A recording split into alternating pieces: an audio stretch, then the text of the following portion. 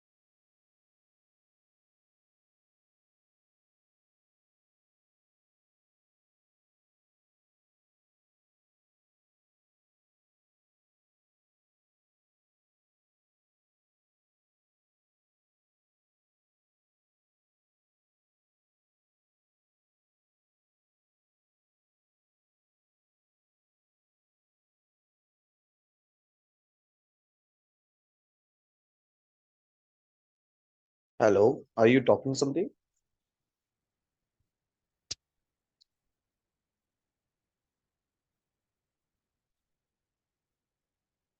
Hello. So shall we continue session now? Hope all are there. I can see still people are joining.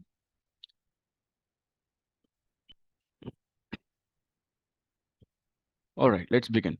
So yesterday we were talking about the Jenkins, right, about the architecture and the roles and responsibility of Jenkins DevOps team for Jenkins. And also I requested people to ensure that you have your access to AWS platform and also install mobile XTM kind of SSH agent to login, right? So these are the prerequisites actually. If you can able to launch a VM, that's well and good. Or today I'll show you how to launch a VM and start working on it. So today we'll continue with the DevOps process. Like we'll be starting with the installation of Jenkins, and we'll see how to connect to your virtual machines and install Jenkins and other associated components. So to do that, first I need to launch a VM. Let me log into my account. So hope you all can see my screen. So in our case, okay, yesterday I shared one link, right, from where you can able to download Jenkins.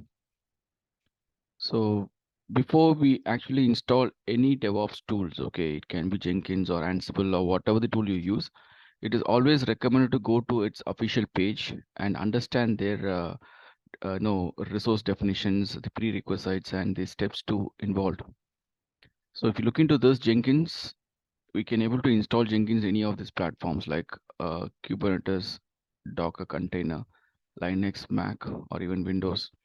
So in our case, we're going to use Linux. So just get into this link, and based upon the distribution, we can able to choose the installation process.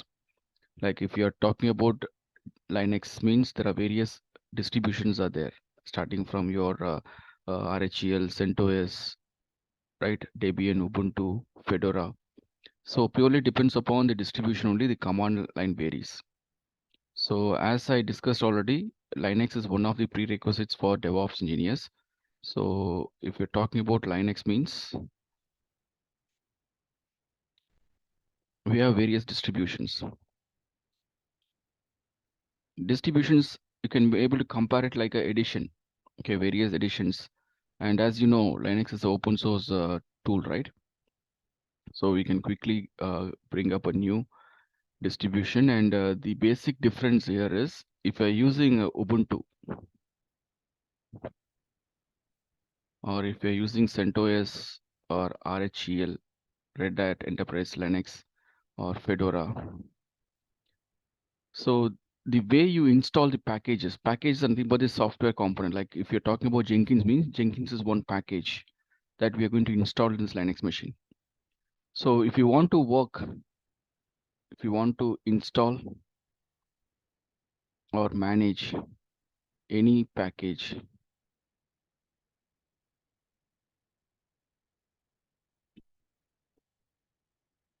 in Linux, we need we need package manager. We need package manager. So if you are using Ubuntu means if you're using Ubuntu, you'll be using a package manager called apt or apt-get. Both are same. And if you're using CentOS means it will be like a Yum package manager. And if it is a Fedora means you can able to go use DNF package manager, the latest version of Fedora.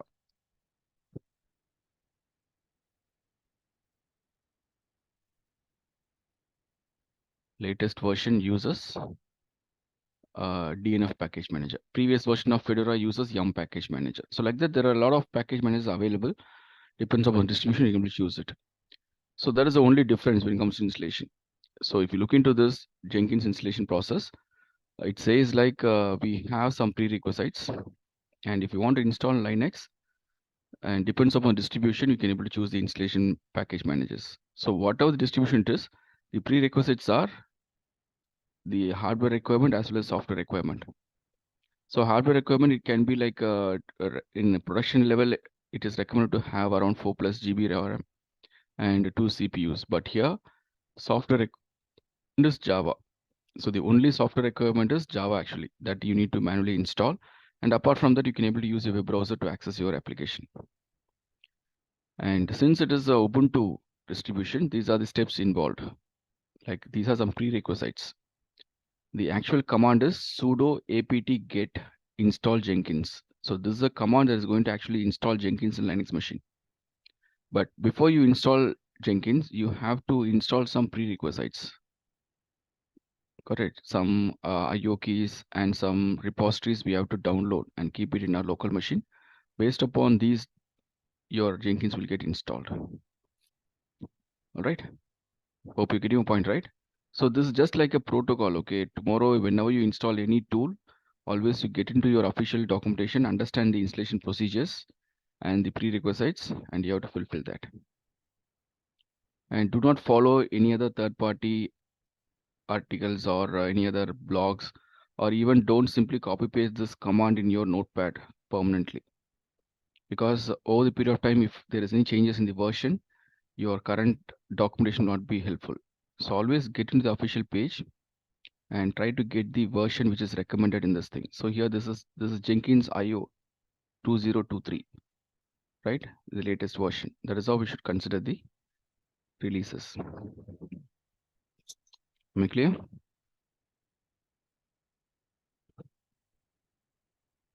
Yes. So in AWS, we are going to create the VM in AWS, right? Instance. Yes, we are going to create VMs in AWS, and within the VM, we're going to install Jenkins. Okay, so I mean, what package apt-get we are using it? I mean, in AWS to install Jenkins. That's what. If you are using Ubuntu means you'll be using apt. Okay.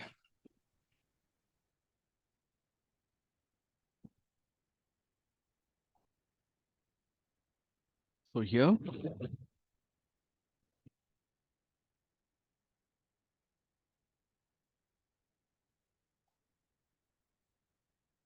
So, hello. yeah, So mostly in enterprise level, like they are using Red Hat, right? Enterprise no, version. it depends. Either they'll be using Red Hat or CentOS. Red Hat means Okay. Enterprise Linux, right? RHEL. Okay. Or it Yes. can be CentOS. Even Ubuntu also we use. Okay, there is no limitations or there is no such restrictions. If Okay. you are considering the legacy process, like if people who are using Linux for many years, means they started their work with the CentOS or RHEL, so that they'll be continuing. Hmm? but your tool supports Ubuntu as well. That's not an issue. So only thing Okay. is the package manager varies. See here, if you talk about what is it called? Ubuntu means it is apt get. We use package manager. Similarly, if you talk about RHEL, Red Hat means you can use Yum package manager. Correct? That's the only difference. Apart from that, the package, whatever you use, everything is same. So simply go to this page and execute the required prerequisites. Simple. Right. So now I'll launch one instance. All of you please pay attention here. Don't try anything. Just pay attention here, all of you.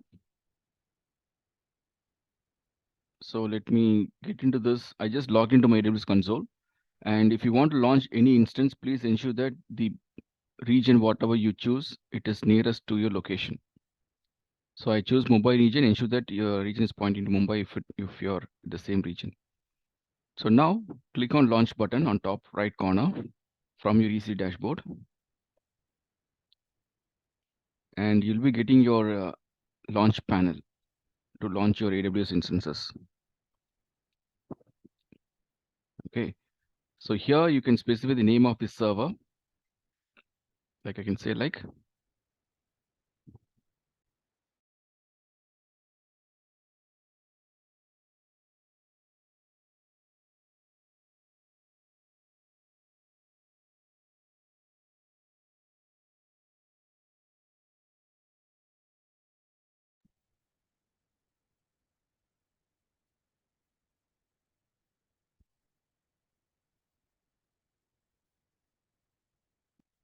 Jenkins. Next. Okay. So this is just a tag. Okay. It can be anything as per your choice. You can simply say Jenkins master also, not an issue. And then if you scroll down, you should be able to see the AMI. So AMI means Amazon Machine Image, through which you can able to launch your VM. So in that VM, which type of OS you want to use, whether you're going to use Ubuntu or CentOS or Red Hat or Amazon Linux.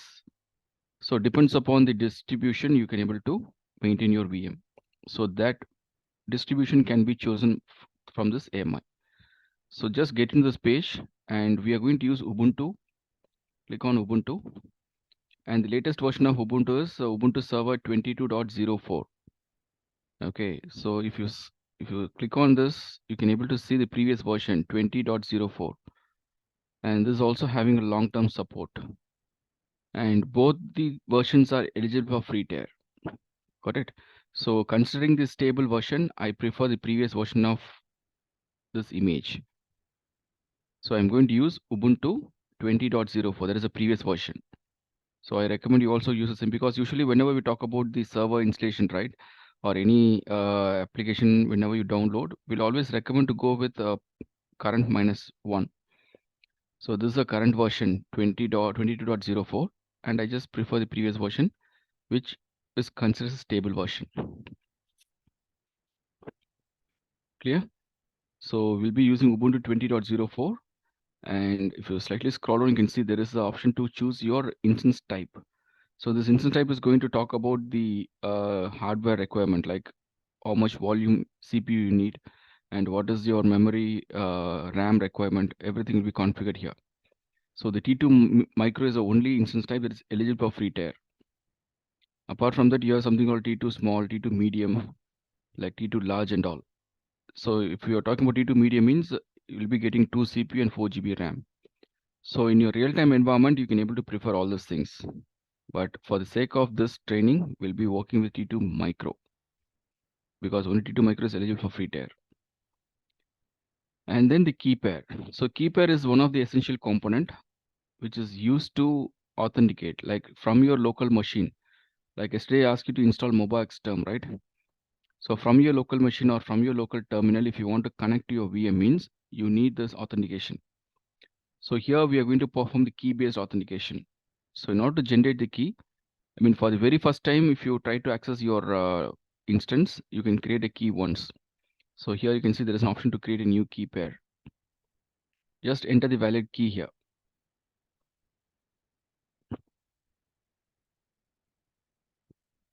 And then leave all the parameters as default. Let it be the default RSA and PEM. and click on create key pair. That's it. So once you create the key pair, it will download one PIM file, and that PIM file should be maintained in your local machine. And apart from that, the key pair will be also available in your drop down. You can see here. Got it. So when you create a key pair, it will download a file, and that is what going to access a token, authentication token for accessing your server. That's it. And leave all of the parameters default. It's not required now. I'll tell you what are things needed. We can customize later point of time. And here you can able to see the number of instances, how many servers you want to launch. You can able to launch it here itself. Okay.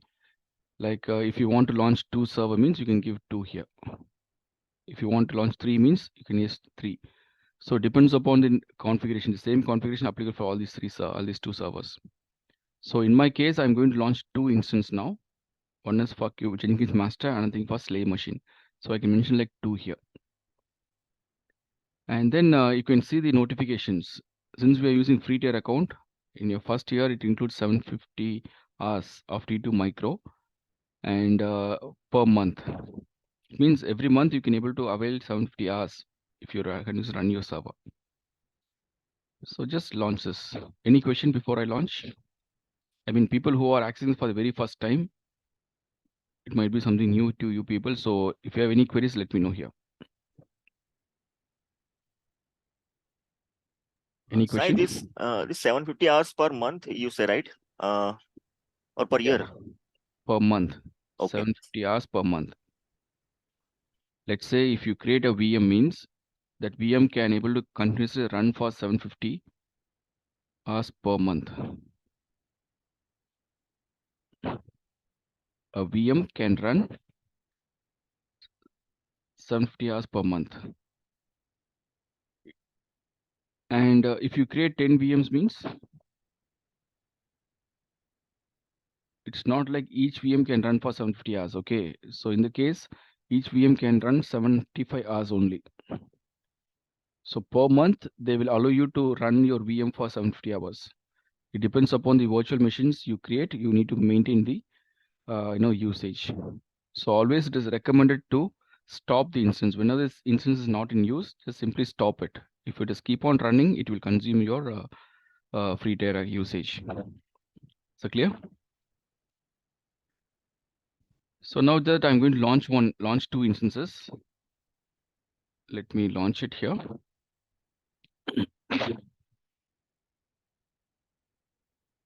So I have launched 2 instances together. Okay. So now once the instance are launched successfully, once you get this notification, just go back to EC2 dashboard. And in EC2 dashboard, you can able to see instance running. Click on this instances running. So it will be up and running shortly.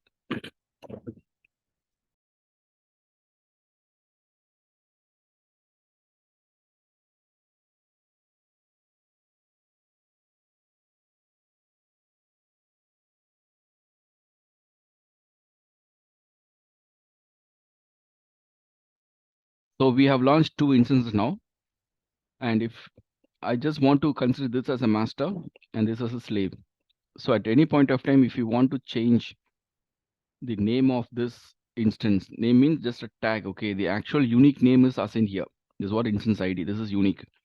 But apart from this, just a tag we have assigned. Just rename it. Click on this edit button and rename it. I just want to make this as a slave node 1. All right. So I'll come back to this node in some time. It's not a priority now. First, let's focus on the Jenkins master. So whenever the server is not in use, okay, so I strongly recommend just go and stop the server. Then only it will save your billing. So in order to stop the server, just click on this, select the server by using the checkbox. And here on top right, you can see there is an instance state, right? Here you can see an option to stop it. So simply click on stop. The server will be stopped actually. At a point of view, if you want to run it again, just select the server and start the server. Easy. Is it clear? And now, whenever we launch any VM, the VM will be allocated with the private IP address and the public IP address.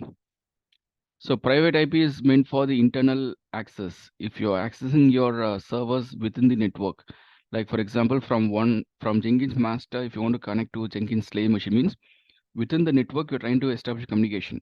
So for that we can use a private IP address.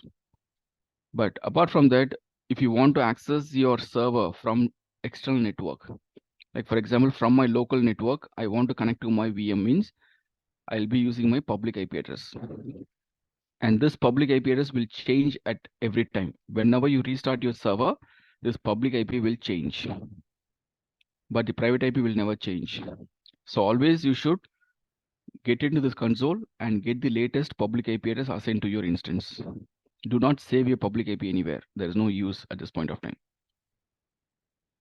But in real-time environment, instead of public IP, we can able to have a static IP, or we call it as elastic IP, which is a constant one that can be mapped to this VM.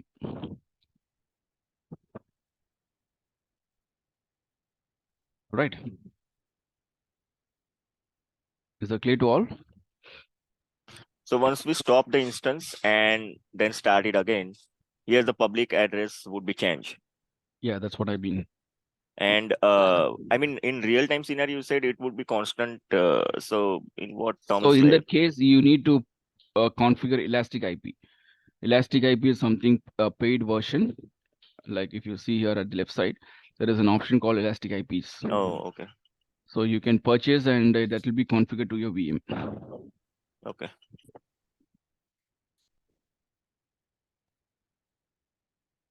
All right. Fine. So any doubts or any queries here at this point, people over here? Are we good to proceed? Yes. Yes. Yes. All right. So now that our infrastructure is ready, okay, and apart from this, okay, this is just a VM configuration. But now when it comes to the Jenkins kind of applications, Jenkins runs as a web service. Okay, it is it has to be started and it should be listening in a specific port number. So whenever we talk about Jenkins, Jenkins runs in default port number 8080.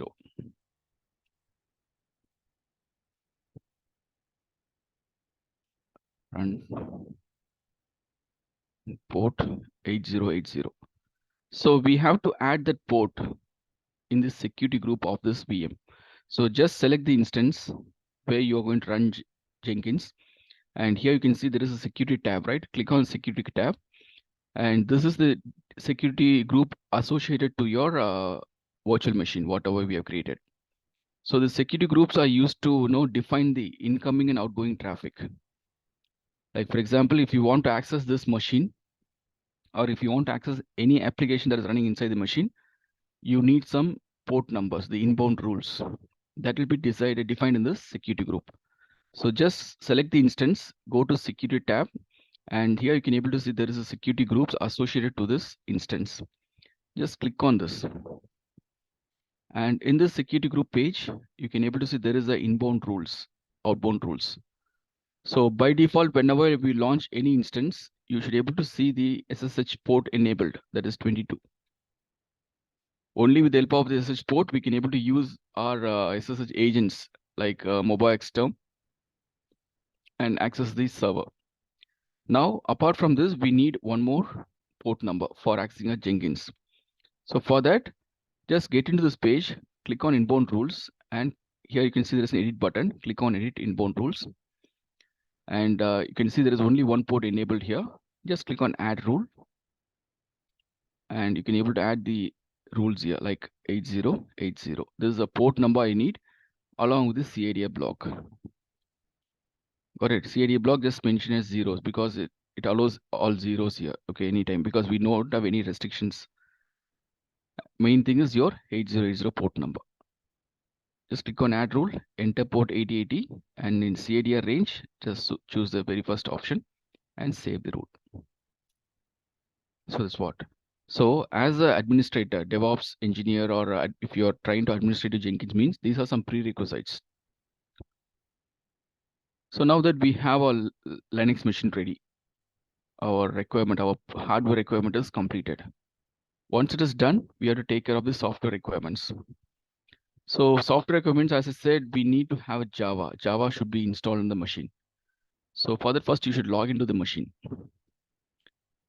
So let me get into this instance. And I believe my instance is running with the key, whatever we have created, right? SAOCTDR1. So this key file will be available in your local machine. Okay, let me show that.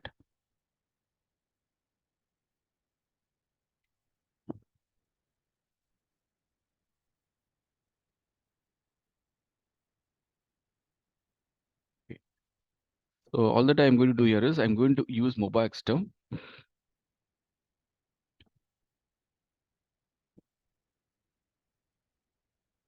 Connect to server or VM.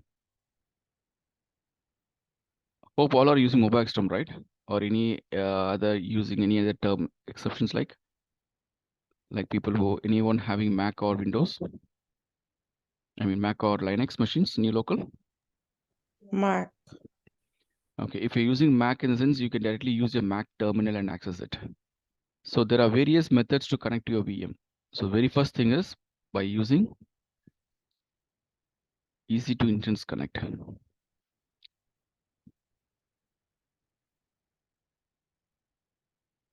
This is a default option we have. If you want to quickly connect to your server, you can able to use it through browser itself. You can connect to that machine. And apart from that, you can able to use something like SSH agents, like MobileXterm or Putty. We can able to use it. And the third method, it can be your terminal or command prompt. We call it as, right? So if you're a Mac users or if you're a Ubuntu user in your local machine, you can able to use your terminals or your command prompts to handle it.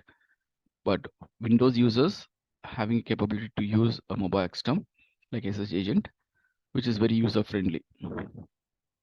So I'll show you the very first method now. Let me get into this instance list. Select the instance which you want to use, which you want to connect. So I want to connect Jenkins master means select the instance. As soon as you select the instance, you can see the connect button is enabled here. Can you see this? See, as of now it is disabled. If you select the instance, the connect button is enabled and click on this connect button. You should be able to see connect to instances enabled. So from here, you can able to see easy to instance connect option is there. So it points to your instance ID and the public IP address of the instance, and the default user ID for Ubuntu is Ubuntu. So through this user ID, you can able to log in or connect to your machine. And apart from that, people who wants to connect to any other terminal, you can select this SSH client and follow the steps. So you can open your terminal and you can able to run this command. So before you execute the command, please ensure that the PEM file, whatever you have downloaded while launching instance, that PEM file should be accessible only by that particular user. So just go to the path of the PEM file where you downloaded. From that path, execute the command chmod 4000. So it means we are just restricting access of this PEM file only to that particular user. After giving a restriction, you can execute this command from the same path, ssh-i. Using this PIM file, we are going to connect to this Ubuntu machine. So this is for Mac users. Hope you're clear with this, all of you. Yeah, can we use Git bash for this connecting Yeah, SS client? that's what it can be anything. Terminal means it can be anything, right? It No, can on be Git Windows. bash terminal. That's what in Yeah. Windows machine only I'm saying. Okay. This is just a third method. Okay, it can be your terminal or even it can be your PowerShell command prompt you're using, right, in Windows. Yeah. So that also you can able to use. So it is common for any platform. In that case, we have to define Java variables. Not necessary. Okay. Not necessary. Only thing is you should take care of the steps. So just go to the path where you have the PIM file and execute the command chmod 400 command. And then execute this, copy paste this command to connect to that machine. Simple. So clear. So that is about SSH client connect, and then this is easy to connect. So if you click on this option, it will directly connect to your instance through a web browser like this.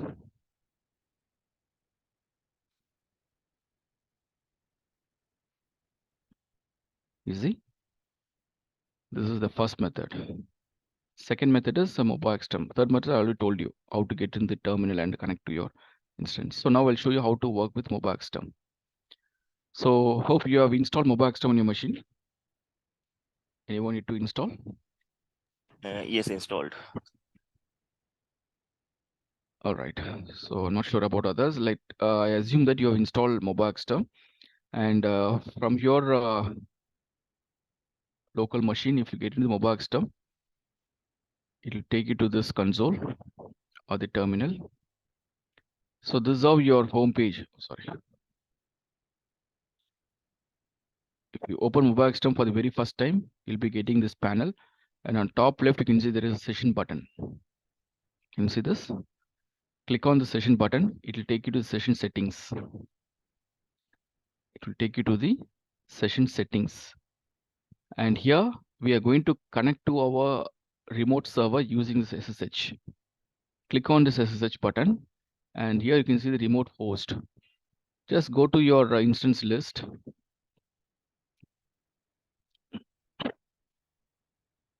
So select the instance which you want to connect and copy the public IP address of that machine. I want to connect to my Jenkins master now.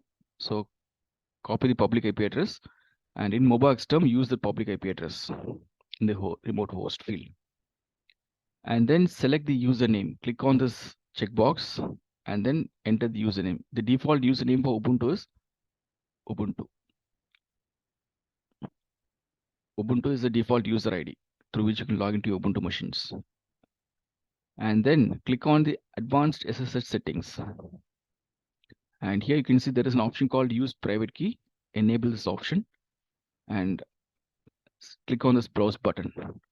So this is just to take the PIM file, whatever you downloaded. If you can see here, I have something called SA October DVR1.pem file, which we just downloaded, right?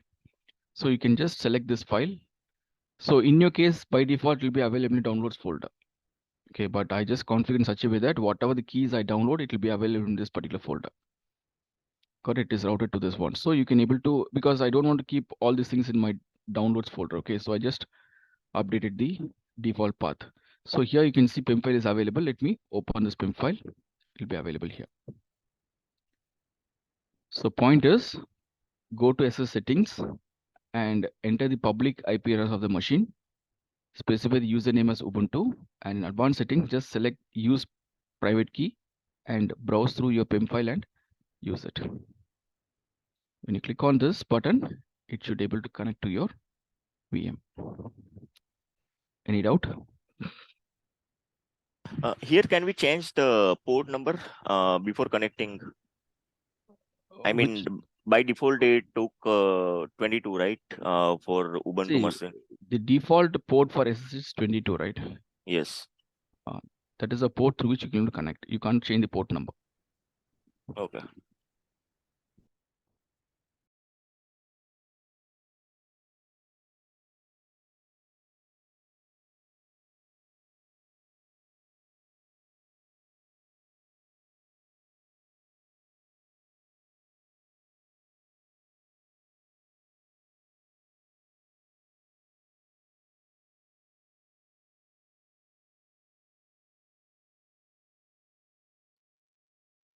So these are three important parameters that is required in order to launch your, connect to your instance through any SSH agent. Your remote host IP address, this is a public IP address.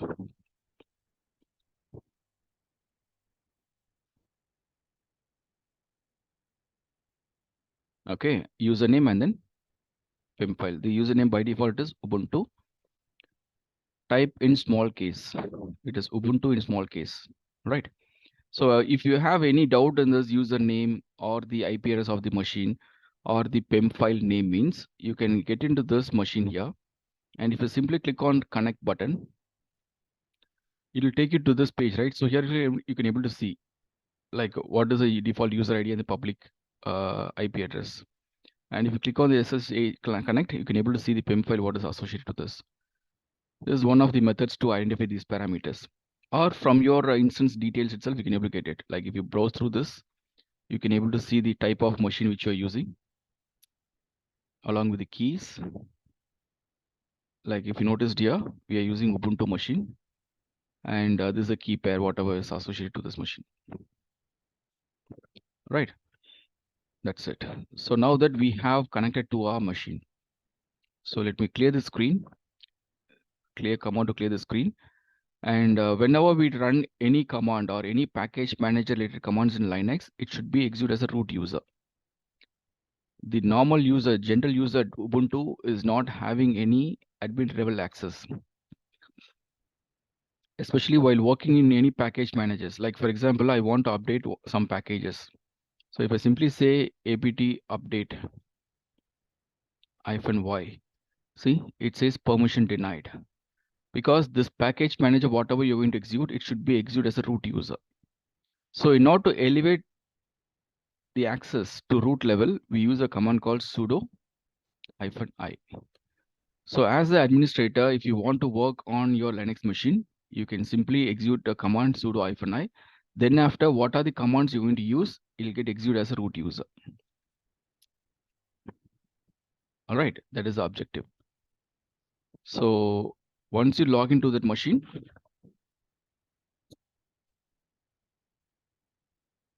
the very first command what you can give here is sudo -i. And once it is done, clear the screen and you can able to follow your official documentation, whatever you want to do. This is the one, right? So first thing is I want to install Java. So for the installation of Java, the command is given here itself. Installation of Java. Can you see this?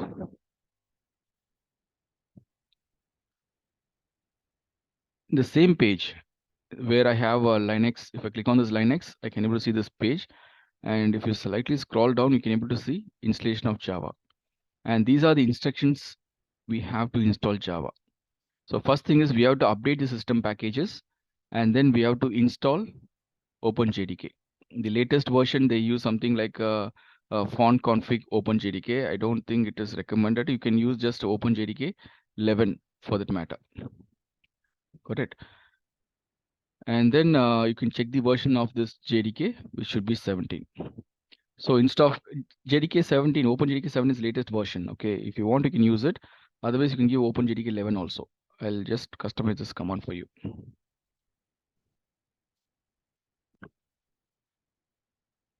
-y for confirmation. So you can simply say like OpenJDK 11 -y. So if you're not giving this Y option here, it will ask at the time of installation whether to confirm, proceed further or not. So first let me execute this update. So apt update, this is used to update all the default system packages. Since it's the very first time we launched our machine, all the system packages has to be updated once. So it is updating all the packages.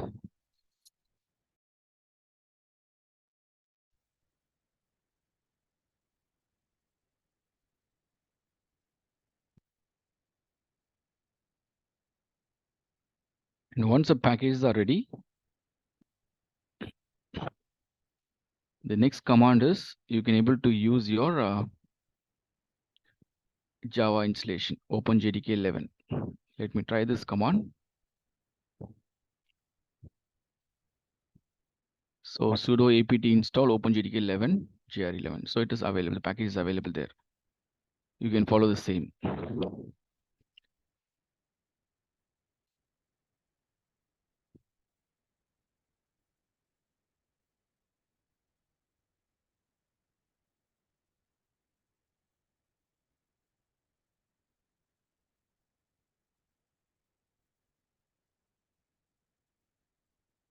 Yeah, it is in progress.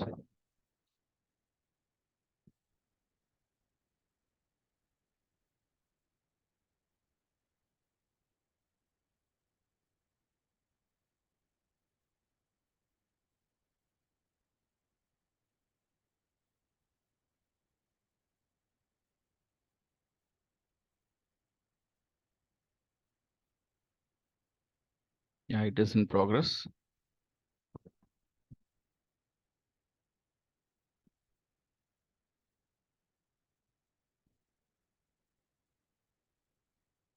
Yeah, it's done now. It's done. So now, once it is installed, you can simply say Java version to check the installation. So we have installed OpenJDK 11, which is available here. So this is how you'll be installing Java in any of your Linux machine. If it is Ubuntu, you can use apt. If it is your RHEL, you can use yum package manager. That's the only difference. All right. So once the prerequisites are satisfied, all that you can do is you can go ahead and install Jenkins in Ubuntu machine. So here, if you click on this Ubuntu, you can able to see we have a long-term support. Just go with the long-term support release and simply execute these commands. So let me.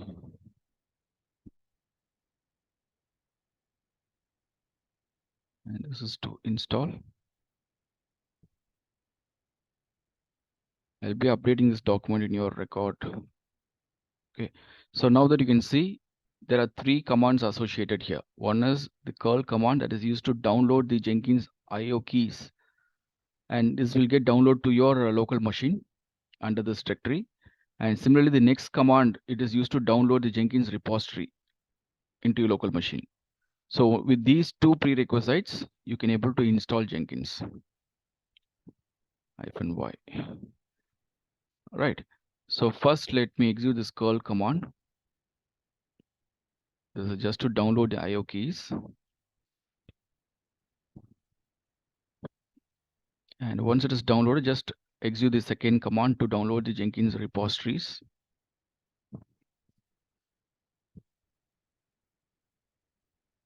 And once it is done, you can simply go ahead and update this sudo apt update. Because the package, whatever we have downloaded here, it should get updated. All the Jenkins packages, IO keys, whatever we have downloaded now, it gets updated in our system, and then we can install Jenkins. apt install Jenkins -y.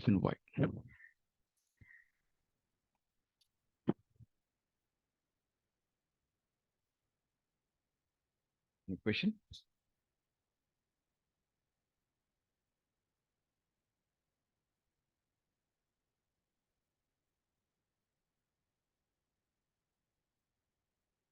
So it has installed Jenkins, and it is trying to update the Jenkins as a startup service.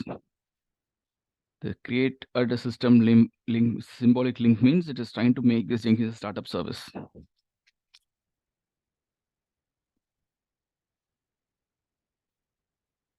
So the same steps we have to execute on the slave node as well? No, in slave machine, we never install Jenkins. Okay.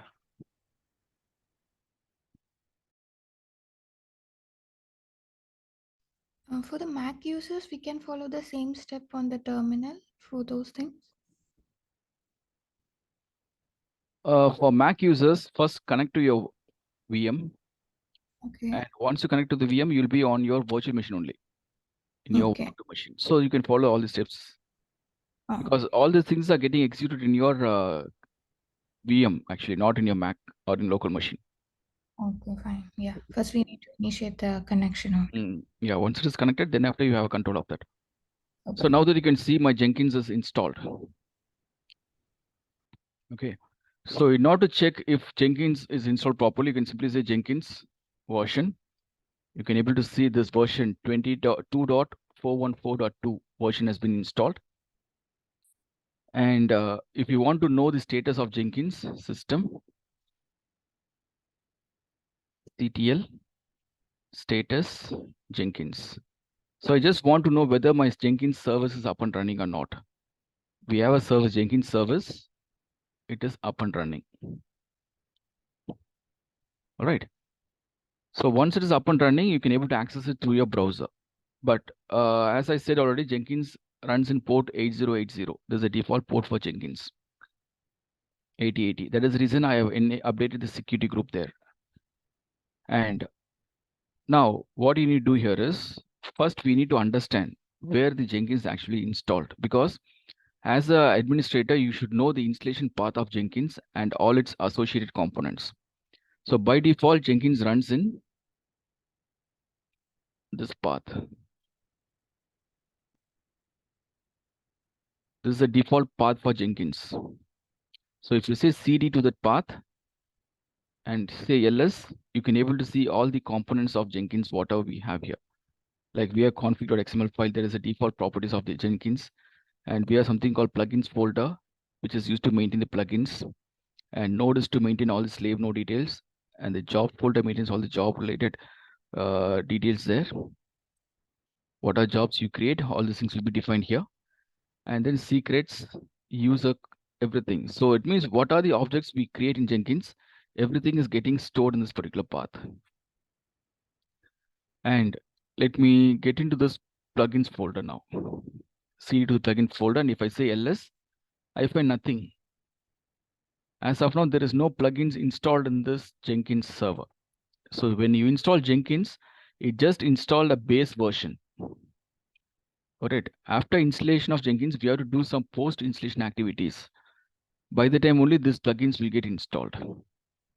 So to do that activity, first we have to log into Jenkins server. Got it? And we have to unlock the Jenkins for the very first time. And once it is unlocked, you can able to configure all the required plugins, and you can able to see how it is getting progressed. Clear? So if you want, I can share this command. Systemctl status Jenkins. And Jenkins version, to check the version of Jenkins. And by any chance, if you find Jenkins is in stop state, if it is not running, you can simply say start.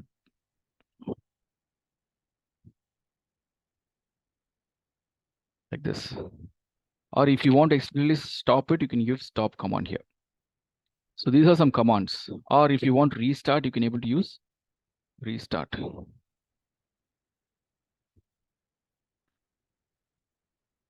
Like this, we have a lot of options. Or enable, if you want to make it as a startup service.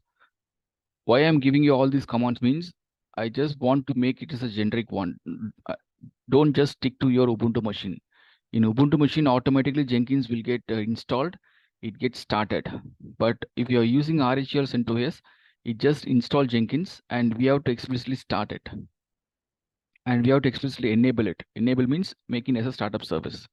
So for that reason only, I'm just sharing all these parameters. Just use it whenever required. Is it clear?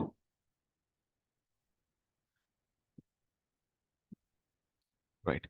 So now let me log into my machine. Just take the public IP address of the machine where you install Jenkins. Just take the public IP address of the machine and use 8080 as a port number.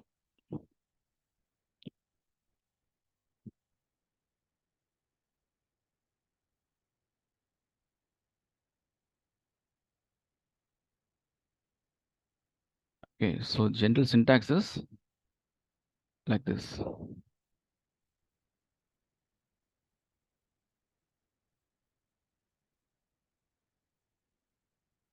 Public IP address of the machine followed by port 80. Easy? Any question? That's what I did here. Just take the public IP address of that machine and use port 8080 to that. So if your installation of Jenkins is successful and if it is up and running successfully, you should be able to see this page. So for the very first time when you try to access Jenkins after installation, you need to unlock Jenkins. And to unlock Jenkins, it is giving a recommendation to copy the password that is present in this location. So if you remember, I just told you this is a default path for Jenkins, var_lib Jenkins, correct? We are in this directory. So in this directory, there is a folder called secrets folder. So within that folder, you have a file called initial admin password. So just get into the folder and you can simply say cat file name. So this is what the initial password you need to unlock Jenkins. So if you simply say get into this path, cat file name, this also you can do. This will get you the content of the file. Copy the password and have it here. Any doubt? So to unlock the Jenkins for the very first time, get into this directory and get the initial password from there and click on continue. So now once you unlock Jenkins, we have to customize Jenkins. That means we have to install some plugins. As I showed you here, by default, the plugins folder is empty. We do not have any content in the plugins folder. So we need to install all the suggested plugins now. So click on this install suggested plugins. This will install all the required plugins that are needed by default. Or if you have knowledge, you can able to use this option also. But I recommend just go with the suggested plugins so that you won't miss anything. So click on this install suggested plugins and it is getting installed now, one after the other. See, it started the installation process. And in the meantime, if you want, you can able to verify your directory. What is it? cd to plugins directory. And now if you say ls, you can able to see it is getting installed. Can you see this? It is in progress. So it will take some time because it has to install all the required plugins. It takes a few seconds. And actually these are getting installed in this directory. That's what you should understand. This is what the installation path. See how many things are getting installed now.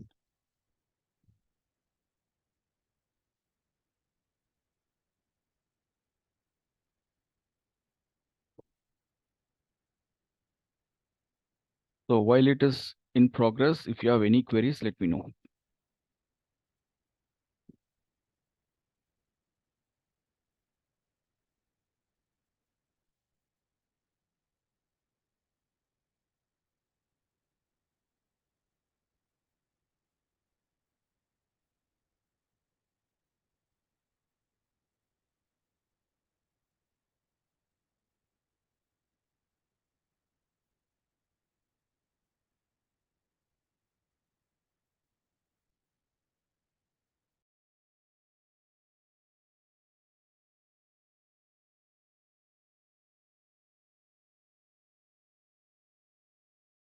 So these plugins would be available if we start the machine through any other instance, let's say through other terminal.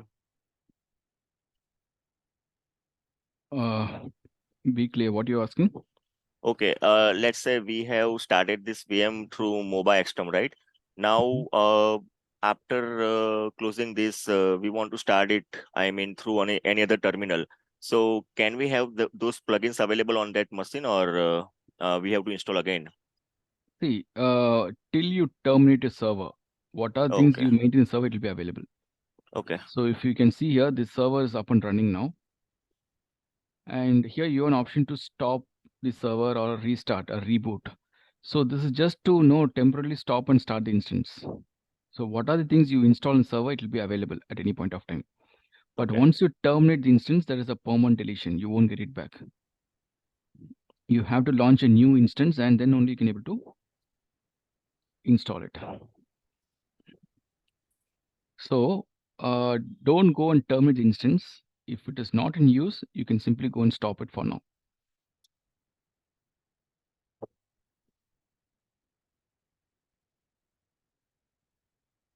Yeah, I think it is almost done.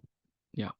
So once it is done, see these many list. It's a huge list of plugins that got installed in our machine. And once installation is completed, it will automatically take you to this page where you can able to create a very first admin user. If you're not using this option, if you want to skip this option, Then by default, the user ID password will be admin and admin. Admin and admin, that is a default user ID and password. But if you want to create any user ID, just give a valid name here. And the password. Confirm the password. And you can specify the full name.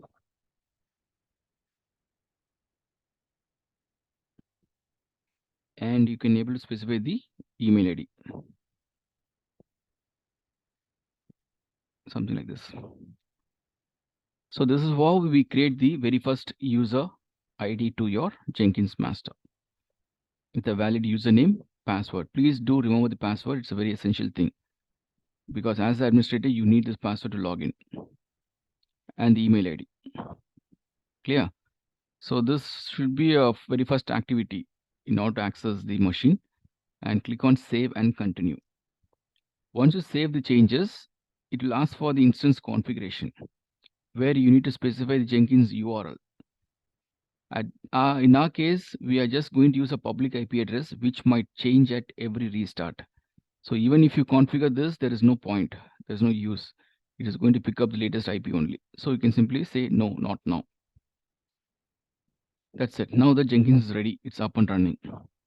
So just click on start using Jenkins. It will take you to your Jenkins dashboard. Easy. So, Sai, the one question is, Yeah. if I launch the again second instance for the master, and I can provide that IP address to here, just you can show that one before that. Yes, you can do that. Means You can do that. it is working, right? Yeah. So this IP address, whatever we mentioned, right? It is nothing but the server where you are running your Jenkins. Okay. Correct? Yeah. So since this public IP address will change every time, even if you configure also, there is no point in configuring it. But in real-time environment, in your production level or enterprise level, you'll be provided with a static IP address. Yeah. Along with the DNS. Okay, domain name service, right? You'll be having some valid name, as like how we use gmail.com or amazon.com. We'll be having a proper DNS for your Jenkins server that you can able to configure it. Okay, thanks. Fine. So once you get into this Jenkins dashboard, on top right, you can able to see a logout button or some profile related to your user. And then here at the left side, you can see there is something called dashboard. And here you can see there is a new item. So new item means it is used to create some Jenkins jobs or pipeline scripts. So if you look into the last session, I was talking about these processes, right? Jenkins CI/CD pipeline creation, right? So these are all something called Jenkins jobs, pipelines, or projects. So if you want to create any new Jenkins project, you can able to make use of this option, new item. I'll come back to that. Similarly, we have people. So as of now, we have only one user created in this machine, the default admin user. Like that in future, you can able to add a number of users. So all these things will be available here. And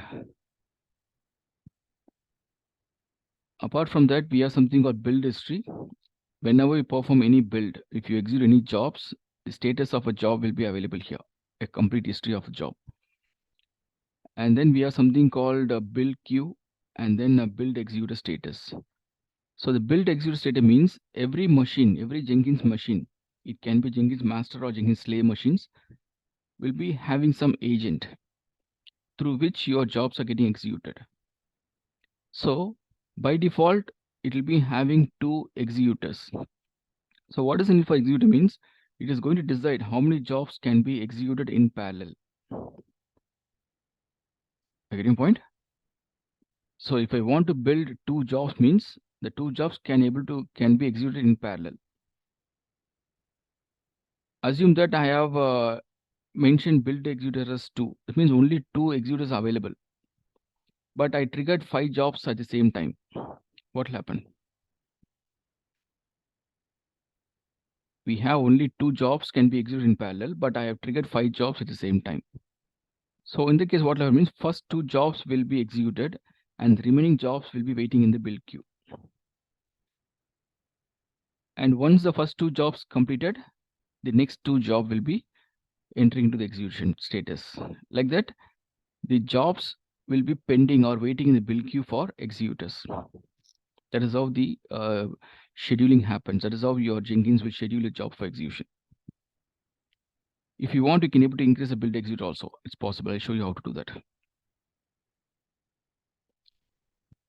So all that we are going to do here is about the manage Jenkins. Manage Jenkins is something used to manage your overall Jenkins activities. Like I was talking about the plugins management, user management, credential management. All these things are managed using this option, manage Jenkins option. So first we'll focus on this area. Then I'll show you how to create the jobs and how to work on the CSD pipelines and all. Is that fine?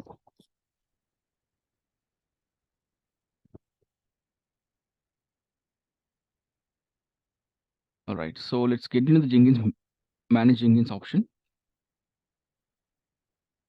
And here in manage Jenkins, we have something called system configuration and security.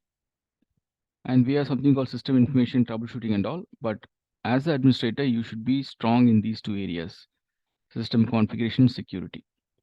So in system configuration, you can able to find something called default system management, tools management, plugins management, and your node, slave node management. Similarly, under security, we have something called security management, credentials, credential providers, and users.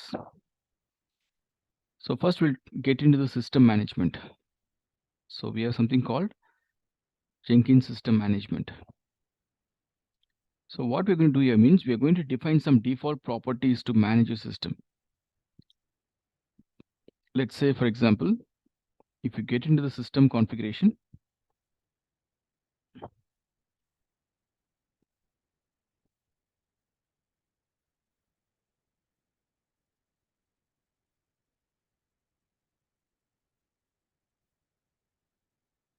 yeah, it takes some time to load.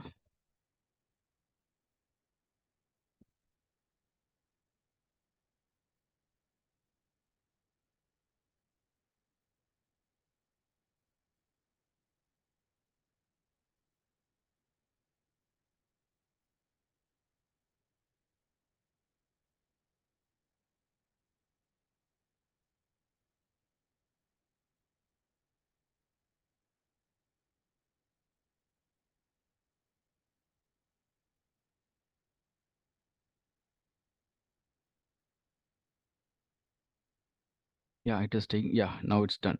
So now you can able to see we have a system configuration page. And as I told you, we have all the default properties of the system. So the default home directory for your Jenkins is var lib Jenkins. In this path only your Jenkins are installed. And tomorrow, whenever you create any jobs, or if you want to maintain any workspace, all these things will get created in this default path. Hope all are listening, right? And then the system message. If you want, you can able to give some tag to the server. Like this is a demo Jenkins server.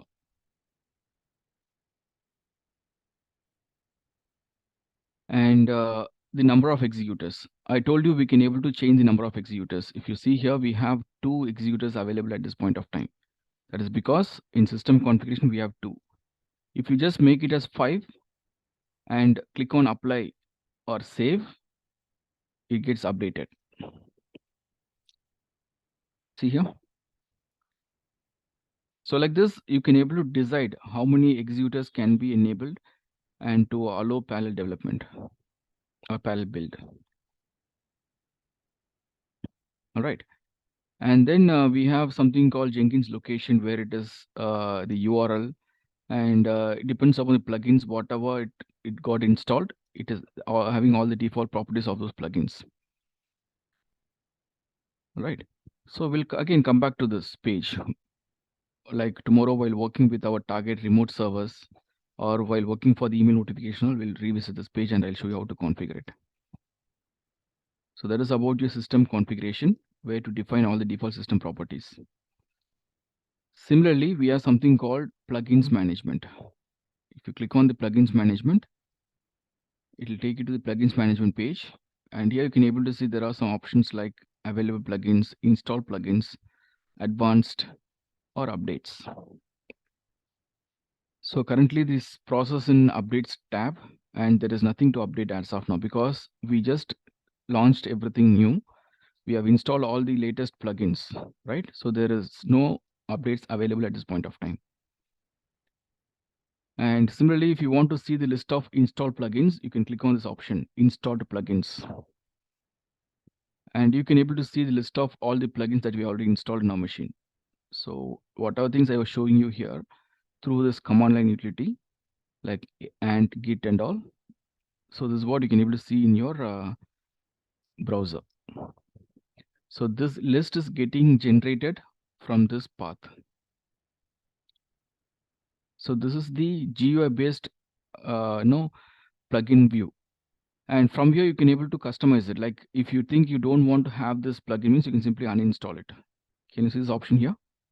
Uninstall. Or if you don't want to use it for some time, you can simply disable it. Without uninstalling, you can simply disable it. Or you can enable it at any point of time. Clear? So like this, we can able to manage our plugins, which is already installed in Jenkins environment. Just go to install plugins tab and select the plugin which you want to enable or disable or uninstall. Clear?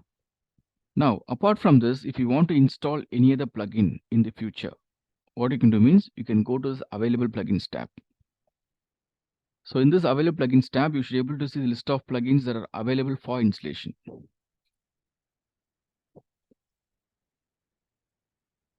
Which are available for installation. It means, let's say, let me get into this install list and let me check if I have any plugin available for Docker. No, there is no Docker plugin installed by default. Similarly, let me check if there is any plugin installed for my Java application build, like Maven. No, there is nothing. And Ansible, nothing. So like this, these are some plugins that are external to Jenkins, and all these things can be installed on demand. So what you can do means you can go to available plugins tab and search for the plugin. Like if you're interested in Maven build tool, means you can search for Maven. See here, Maven integration plugin is available. So this plugin provides a deep integration between Jenkins and Maven build tools. So if you want this plugin, just search for the plugin and select this plugin by using checkbox. And here you can see there is an option to install it. Or you can able to install with restart. So if a plugin needs restart, means you can simply click on install after restart. It will install the plugin and restart Jenkins server. Or if you don't want to restart, simply click on install. See, download progress. It is showing the progress of download and installation. So ultimately, we are trying to install Maven integration plugin, but these are some prerequisites for that. It's done. If you want to restart it, just click on this button. Automatically Jenkins will get restarted. Easy. Now, if you get into your installed plugins, you can able to search for the Maven. It is installed here. Hope you all following, right? Yes, and some of the plugins we just checked that enable that was grayed out. So what does it mean? I mean, Maybe it is installed, but the dependencies are not met. Actually, it is not used, or it is having some dependencies. oh, okay.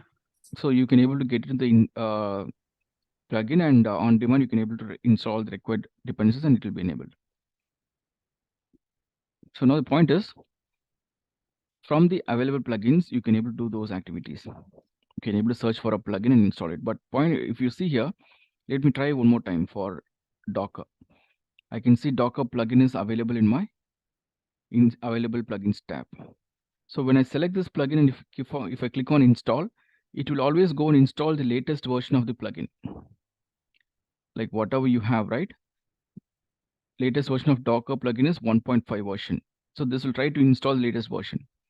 But sometimes, the customer or the application teams, based upon their requirement only, will be installing all these tools. They might demand, like they don't want to go with the latest version, and they'll be giving you some specific version.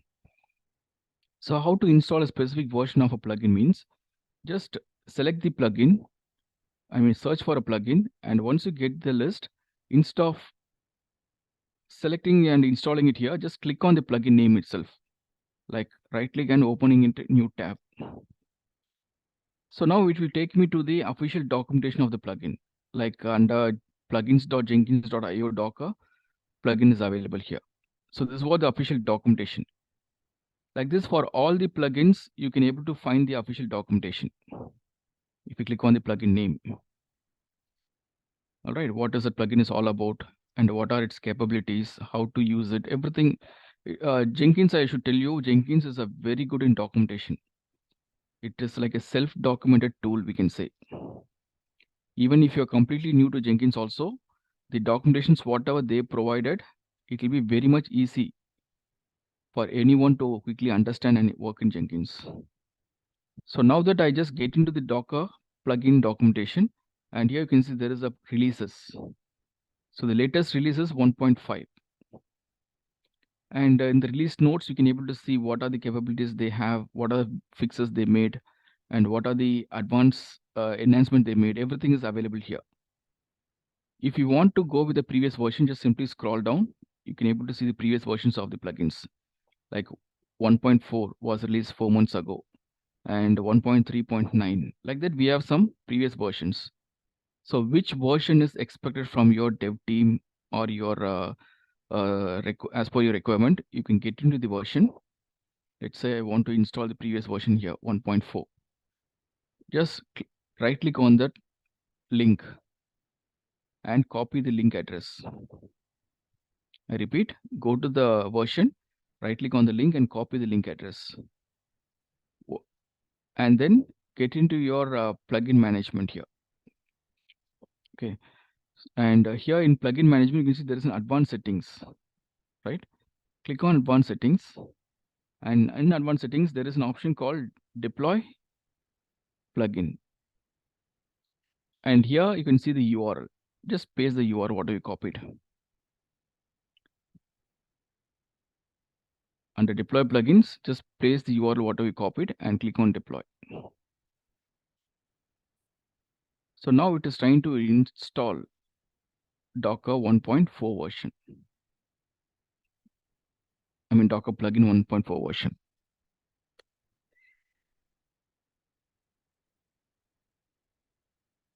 So this is the way. These are things you will be doing while working on your plugin managements.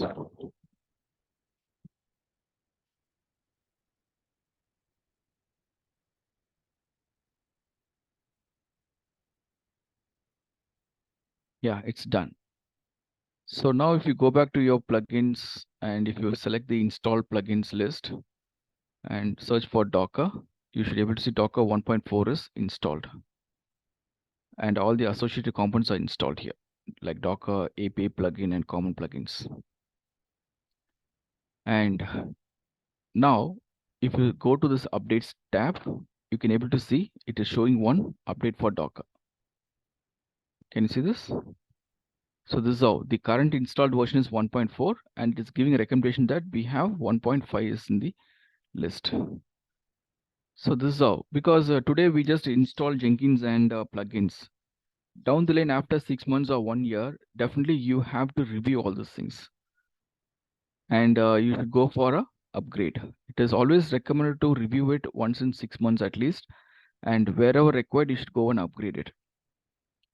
So in order to do that, you will get into this updates tab and find the plugin whatever you are interested to it. Just click on this link, it will take you to the official documentation. And here you try to understand, it is our responsibility to understand the capabilities of this version. And if this features are really required for your requirement environment, you can use it. Otherwise, you can simply ignore it. Clear? Because the upgrade and all, right, it is like a activity here. It's like a planned activity we should do. during the weekends or during the non-business hours, we should plan all these activities. Any question? Any question here? So that is all about your plugins management.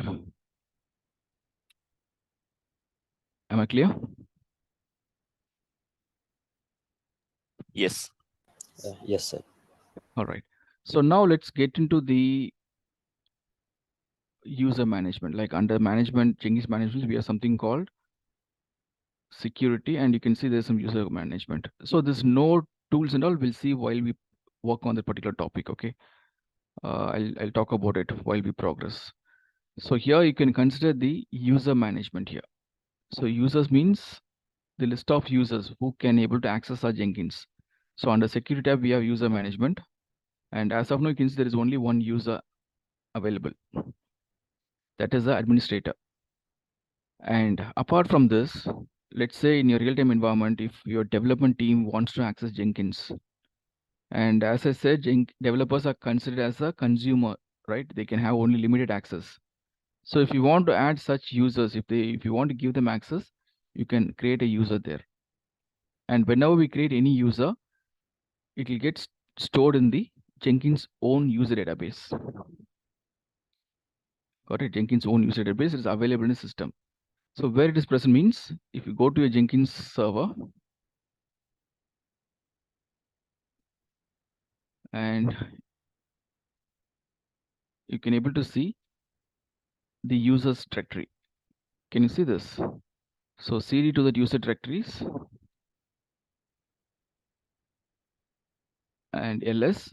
As of now, we have only one user called Loksai, which I have created. And if you get into that folder, you can able to see one configuration file for that user ID.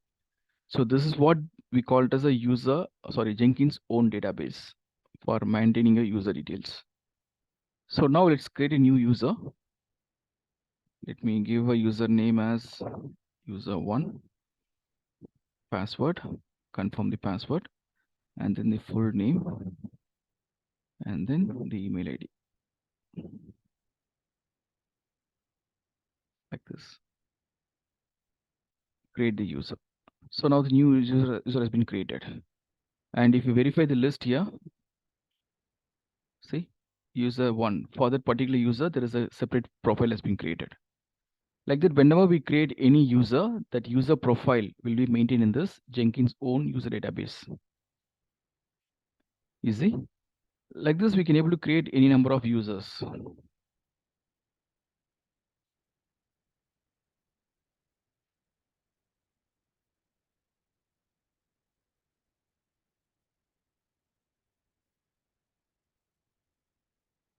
Right. This is the way.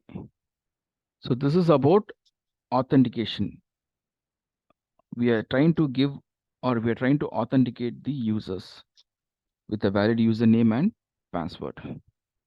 So once a user is authenticated, what are the authorization we can have? What are the activities you can perform on this machine? That can be decided by the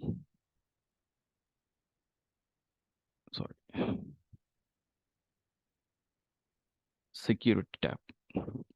So you can see using this user tab, you can able to create, delete, or modify the user. You can able to change the password of the user, or you can able to delete the user. Everything is possible from that page. But if you want to give more privileges to that user or limit the access, you can get into the security tab. And in the security tab, you can able to see there are two important parameters. One is authentication and another thing is authorization. So authentication means from where you are going to identify the user. So as of now, the users are maintained in the Jenkins own user database. So this user database is considered the source for user IDs. And apart from that, we have other sources, like we can able to have your LDAP server, or you can able to configure ADOs, and you can able to have your Unix machines user and group names. Everything is possible. In real-time environment and all, we never create the users one by one, as like I did here. So what we do means, At enterprise level, all the user IDs are maintained in the LDAP server with a valid name, email ID, everything. And they'll be using some single sign-on methodology. So whenever you want to give access to that user, first you'll be searching the username, and that username will be, and user profile will be pulled from the LDAP server. So for that, we have to configure LDAP server actually. That is the one. So in this case, we use just user database and authorization that is going to decide the type of or level of access. So let's say I have a matrix-based security at the Jenkins server level. Or if I have any project, I can go with the project level access also. So now assume that I want to assign some privileges to the users. For that, what I can do means I can get into this authorization tab and select the matrix-based security. Matrix means is a multi-dimensional here. Like for example, I want to add a user, like user 1. This user 1 is pulled from this database. Similarly, if I add one more user like this, it says the user not found because we never created this user in this database. So that is how it will just identify the user. And if you don't want to have it, just delete this user here, remove it. And now, what are things this user can able to do? If he is an administrator, you can enable the overall admin access. See, the overall administration access. If he is an overall administrator, he can able to have a complete control on this machine. He can able to create the jobs, he can able to create the credentials, he can able to configure the plugins, he can able to upgrade Jenkins, everything is possible as a administrator. But if he is just a developer means, I can give him just a job related access. That too, he can able to read the job, he can able to read the job's workspace, and he can able to build the job or cancel the job. That's all he can able to do. Apart from that, I can't give him a job creation access or discover or configure access and all. We can't give. That will be handled by the administrators. Easy. And similarly, if you want, you can able to give some run privilege. If you want him to execute a job, you can able to execute it. Or if you give something like agent privilege means you can able to create some agents or credentials. So like this, based upon the role, we can able to give some access to that users. Easy. And not only this, we can able to manage the users as a group. So what we can do means, instead of handling the users as an individual user, just create a group and add all the users in that group. So that it will be easy for you to manage the things. Like at the team level, you can able to manage, give privilege or remove privilege. Everything is possible. Any question? Currently, we are using database, right? So, like, can you tell in brief how we can establish connection with LDAP? See, LDAP configuration is altogether a different setup. Okay, it is a paid entity. You have to have a LDAP server. We'll be having a dedicated server in environment. In that LDAP server, we'll be maintaining all the user details and the user profiles with the valid. That means whenever a person joins the company, the user employee profile will be created, right? With a valid email ID, sorry, employee ID, employee name, employee's email ID and all, contact number. So from that master database, what are the parameters required for single sign-on activities that will maintain a separate LDAP server, and that LDAP server will be configured in your Jenkins management. So like this, if you click on LDAP, you can see there is a server name. It is asking the server name. So this is what the sample URL for server. So from that server, it will try to pull the details once you configure it, and that will be used for your authorization purpose. Simple. It's just a path, okay? Like how I showed you the user profiles in this path. Similarly, we'll be having a dedicated server where you can able to maintain the user details. That is LDAP server. All right. Thanks. Right. That's it. That's all about the user management and the security. Let me leave this for now. Okay. So remaining things we'll see while we progress, like while working on our build activities, we'll see about the tools configuration. While talking about the agents, we'll talk about node configurations.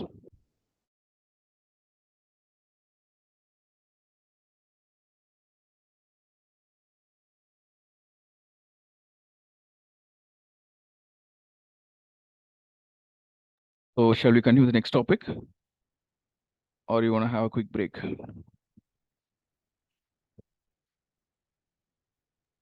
Quick break. Okay, so the next we'll see about the jobs creation, how to create a Jenkins job and how to work on your Jenkins master. Then I'll show you how to do this master slave architecture node configurations. And then we'll talk about the tools management and onboarding application Jenkins one after the other. Yeah, no problem. How much time you need? 5 minutes sufficient or 10 minutes? Okay, go ahead.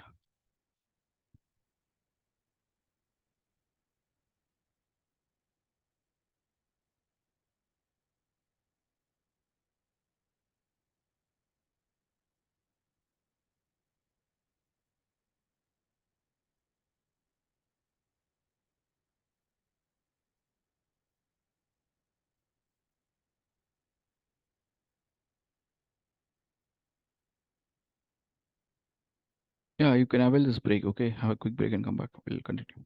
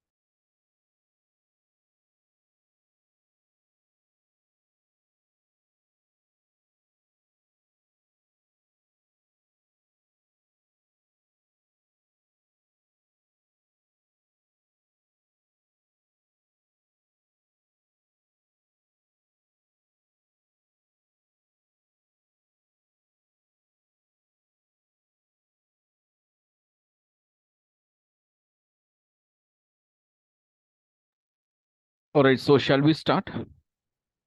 Guys, are we available here now? Yeah, yes. Yes, sir. Okay, so hope all are here, right?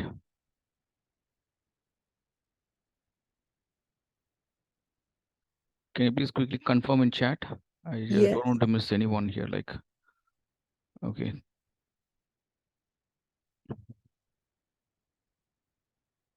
All right. Thank you. Fine.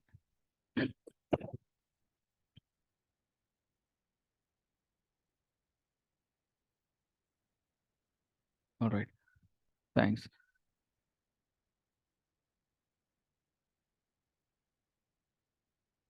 Okay. So next we'll see about creating the new objects or new items in your Jenkins. Like the new item, it is just called as a Jenkins job, Jenkins projects or pipelines. So from your Jenkins dashboard, there is an option to create a new job. Okay. Or on top left, you can see there is an option called new item. If you click on this new item option, you can able to see the huge list of items that you're able to create. So here it's all templates. Like if you want to create a project in general,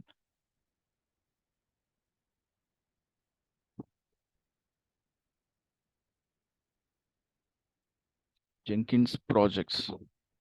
So in general, there are two types of project. One we call it as a freestyle project.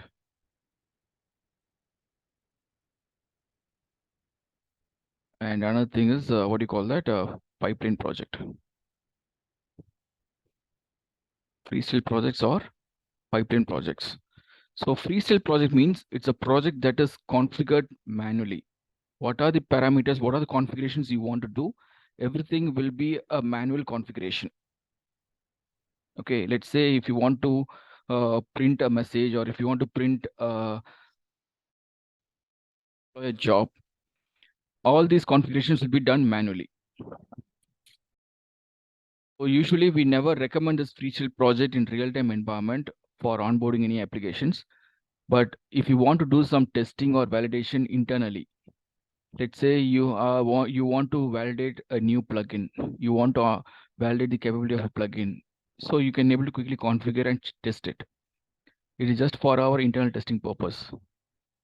But apart from that, if you want to onboard any application, you'll be writing a pipeline script.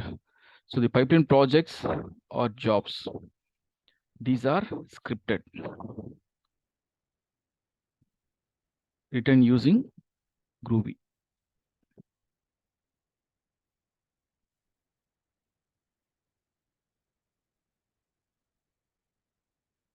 Okay, so this Groovy scripting is based out of Java. It is a subset of Java, you can say. So using this Groovy scripting, we are going to create some scripts, and that scripts are used to create the CSD pipelines. So this pipeline itself, there are two things, like we call it as a scripted pipeline. And then we something called as a declarative pipelines. Scripted pipeline and declarative pipeline. I'll talk about this pipeline sometime. First, let's focus on this freestyle project and show you how to create and manage it. So just get into your console, your dashboard. From your dashboard, if you click on new, you can able to see the list of items you can able to create. Just click on freestyle project. It's a very first option here, freestyle project, and enter the name of a project. So I can simply say like SA.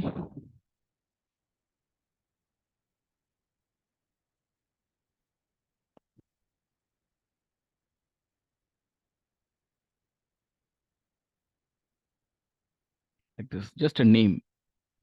And select the type of project as freestyle project. So these are just a template. Depends upon the plugins, whatever you have installed. It will try to create some templates for you. Based upon template, you can able to quickly customize your jobs. So just give a name and scroll down and give OK to proceed further. Right. So now the job is getting into the configuration page. It will take you to the job configuration.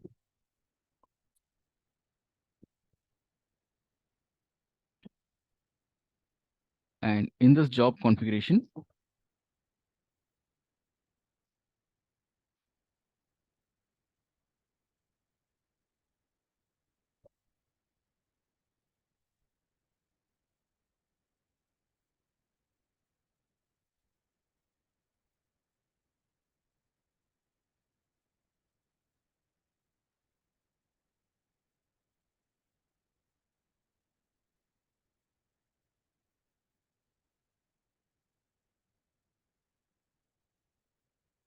Yeah, here in this job configuration, this is what the configuration page. So here you can able to see the various options like general options, source code management. If you want to manage your source code through any of the source code repository like Git, you can able to use this option. Like in the last module we discussed about Git, right? So if you want to handle the remote repositories for build activity, you can able to refer the repositories here. And the build trigger that is going to automate the scheduling. Like if you want to auto schedule the job, you can able to do it. And a very important thing is a build step. So if you get in the build steps here, it allows you to add some build step. That means the actual task that you're going to perform in your Jenkins. So what a task you're going to perform means it depends upon the plugins you can say. Like you have something called execute shell, invoke Gradle script or ant script, or even your invoke Maven targets, or you can able to publish Docker images. Like this, there are a lot of options available in your no build step. It's all depends on the plugin you install. So if you want to start with, you can check with your build execute shell. So build step under you can see you just added a execute shell task. So what you're going to do with this task means you can able to execute some shell commands like echo hello. So it means you can able to write any Linux commands or you can able to create any Linux scripts and execute the scripts here. And all these commands will get executed in the Jenkins master. All right. And Jenkins, as I said, it's a very, very intuitive language or a tool. Okay, so if you see here at each and every level, you can see some question mark, the symbol, right? This is just like a help. So it is a self-documented tool. So if you click on this button, it will give you the complete information about this particular feature, what it is all about, and what are the possible syntax or values you can able to give in this field, everything.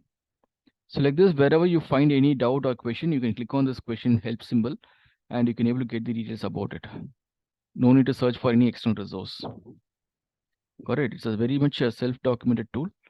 Make use of it. And here I'm just added one particular statement, echo hello, and my requirement is I just want to print this message using Jenkins job. So once you add your statements, executable statements, whatever you need, it's a basic Linux command, right? Simply save this configuration. Apply command will simply save it. And if you want to save and exit, just click on save button. Once a job is saved, you can go to the jobs console. Like if you go to the dashboard, you can able to see the list of jobs, whatever you created is available here. And if you click on the job, it will take you to the job console, jobs dashboard. And here you can able to see there is an option called build now option. Can you see this? This is to trigger the job for execution. So I just clicked on that and you can see my job has been executed.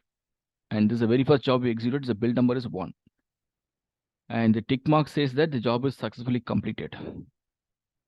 And if you want to check the status of a job, just click on this tick mark. It will take you to the console output of the job. So console out means the status where you can able to see the result of your job. And this clearly says that the job is started by this user and it is running on as a system and it is building the workspace in this directory. So it means whenever we try to create any job, the job will generate some output. It can be the file, it can be a log, right? So what are the output it creates? It will be stored in a separate workspace. And that workspace folder will be available in this directory. So if you go to your Jenkins machine, and if you noticed here, earlier I gave a ls command in this user or in this Jenkins level. Okay, and I was not able to see any workspace folder. But now if I again give ls, I should be able to see workspace folders created now. So when you create any job and build the job for the very first time itself, it will create a workspace for the job. Just go to the folder and you can able to see the job name and get into that. It is empty. It just created an empty folder. Why? Because we never created any file here as part of the job. All that we did is we just tried to print the message in console. The output is printed in the console here. That's it. Hello everyone, message is printed. So same message, if you want to route it to a file, let's say file1.txt, and I just want to create file 2.txt. So instead of printing this message in the terminal, I just want to create a file out of it. So just apply the changes and build your job again. See, the second build is happening now and it is completed. Now, if you get into the output of this job, you can able to see it has executed two commands, echo hello and echo hello everyone, but it is not printing a message because we are just routed to the output file. Now, if you get into your system under the same workspace directory, if you say ls, you should be able to see the files.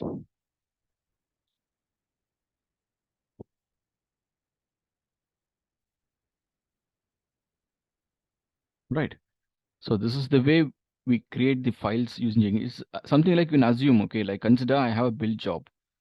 In our last session, while we talking about the builds, right? So these activities, whatever we were talking about, as part of your Jenkins, what we do means we can able to perform build, and build activity will create some artifacts. So this is how it is. Assume that this is a command we have written to build an application, and once application is built, it is going to generate some artifacts that will be stored in the workspace. Easy. So I'll show you. Okay, I'll show you how to create an actual application. I'll give a demo with a sample Java application. I have one web application directory source code available there. So using the web application folder, we can able to build that application and create the artifacts here. Any questions till now? So after hi Sai, actually after we define the workspace over here, I mean, define some scripts in the execute shell, and then can we be able to manage the jobs from terminal? no, the terminal, whatever you can see here, right? Yes. This is just a server, the installation path, which is just maintaining it here. So all your jobs will get executed, created, and managed through your dashboard here. If you want, you can able to take a backup of the job in your terminal. Like in real-time environment, we'll be doing some sort of backup and recovery activities. I think I added in the list right yesterday. Yeah.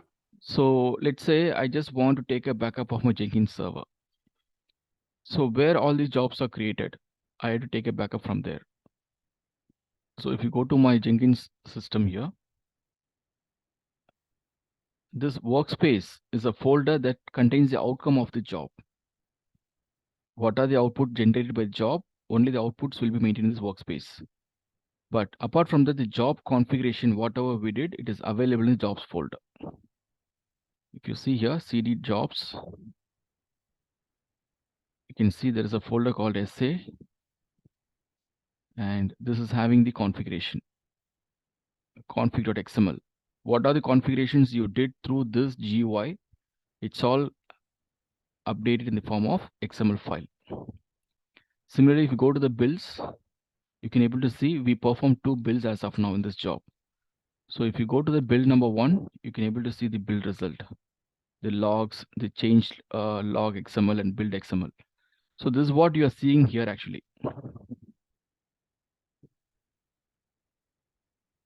Can you see this? The status, whatever got displayed in your browser. In my previous job, I got this result, right? So from where this content is getting displayed means it is stored, it is generated as part of your job definition in the log. This one. So tomorrow, if you want to access your job, and if you want to take a backup of the entire list of jobs, means all that you do is you can simply copy this directory, jobs directory. That's what a backup of jobs means, backup and recovery. So in which situation will be using it means, let's say I want to upgrade my Jenkins server. Currently, my Jenkins server is running in this version 2.414.2. After 6 months or 1 year, if I want to upgrade it to the latest version, before I do the upgrade, I have to preserve my existing content. Because during upgrade, if anything goes wrong, it will corrupt my entire system, right? So always it is a best practice to take a backup of your existing Jenkins server and all its components and then go for upgrade. And once upgrade is completed, and under worst case, if anything goes wrong also, you can able to restore it through your backup entry. So on a basic level, what we do means we'll be taking a backup of these folders, like the jobs folders, or if you configure nodes, everything. And very important thing is your config.xml file. This config.xml file will be having all the default properties of your Jenkins server. You'll be taking a backup of it. Apart from the plugins, it's optional because plugins you can able to install at any point of time. But the job definitions, the node configurations, and the user profile, whatever you have, everything matters. Workspace also it's secondary. Workspace is just output. You don't need to take care of it. But the jobs, nodes, and what do you call that? User profiles, secrets, credentials, everything matters. Is that clear? Copy means very simple. Just what you do, you just simply copy CP this directory, CP Jenkins directory to a separate folder. That folder can be in the same path or it can be a different directory or it can be to different server also. Simple. Understood? No?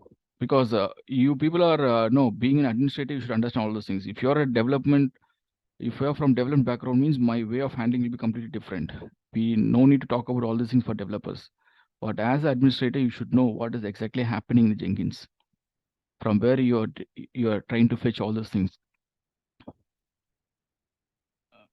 Hope it's clear to all. Guys? One more question for that job configuration. Can you please go back to this project and edit it? This one, yeah, type. Here I want to know on the scripting part. Yes. So these are some, only we need to define the basic Linux commands, right? You said Groovy. We have to define the Groovy scripting. So what is that? Actually, it's different. That is under your pipeline projects. Okay. I told you the pipeline projects are created using Groovy scripts, but the freestyle projects are completely manual thing, right? So while talking about pipeline, I talk about the Groovy scripts, what are we going to code. Okay.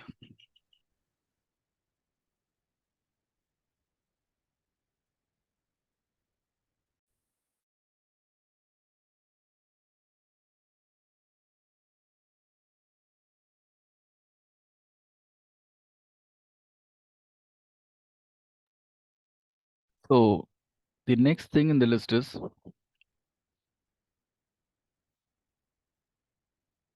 create Jenkins jobs, build the job, and then check the console output. So checking console output is a very, very important task, okay? Because every time it won't be in a positive case. Like for example, when I execute your job, if anything goes wrong, let's say I just make some command here, and when I build this job,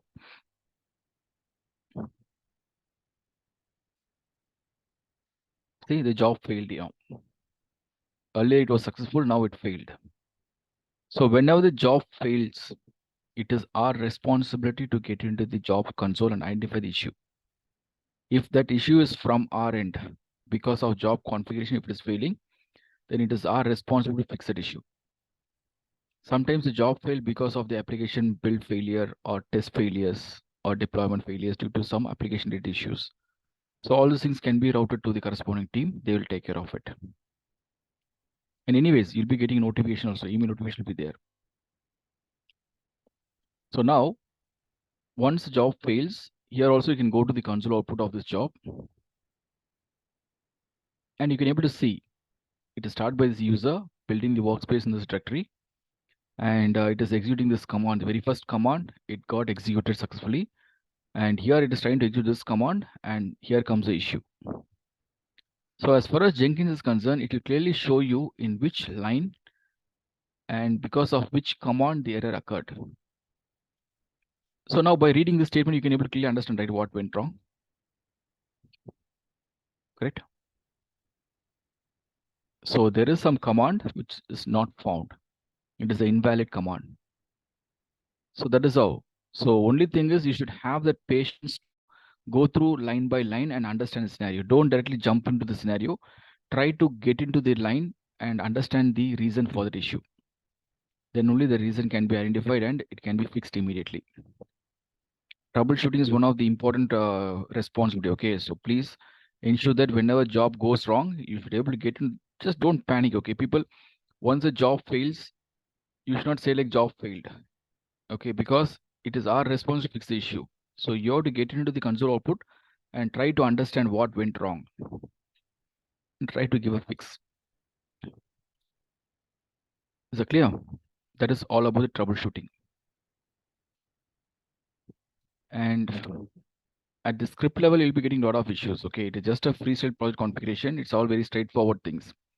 But when it comes to Groovy scripting, it includes a lot of logical errors, syntax errors, a lot of things are there. So we have to take care of it. Fine. So the next topic here is about what we discussed now, troubleshooting, right?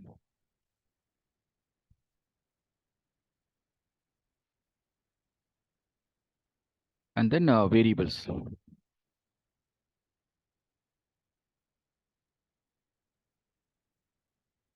This is very important. So what is handling variables is we have variables like system variables, or we can call it as Jenkins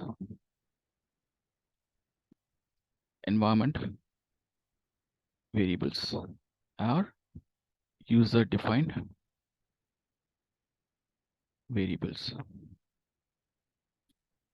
So there are two types of variables supported in Jenkins. One is Jenkins environment variable, user defined variables. So environment variables are the keywords, are the variables that are maintained and managed by Jenkins internally. So if you go to your jobs configuration, you should be able to see, let's say I'm on this execute shell, I'm giving some commands. So here itself, you can able to see there is a option, see the list of available environmental variables. Just open this link. It will get you the complete list of environment variables that is supported by Jenkins. Okay, what is the need for this variable? Means it's just going to identify some properties of your job. Like for example, here, when I get in the console output, it is saying that the start by this user, from where this variable or values appeared. It is depends upon the environment variable. Similarly, I was this URL. This is a build URL, whatever we have executed. Similarly, this number 2 is a build number. So each and every entity is captured and maintained with the help of your variables.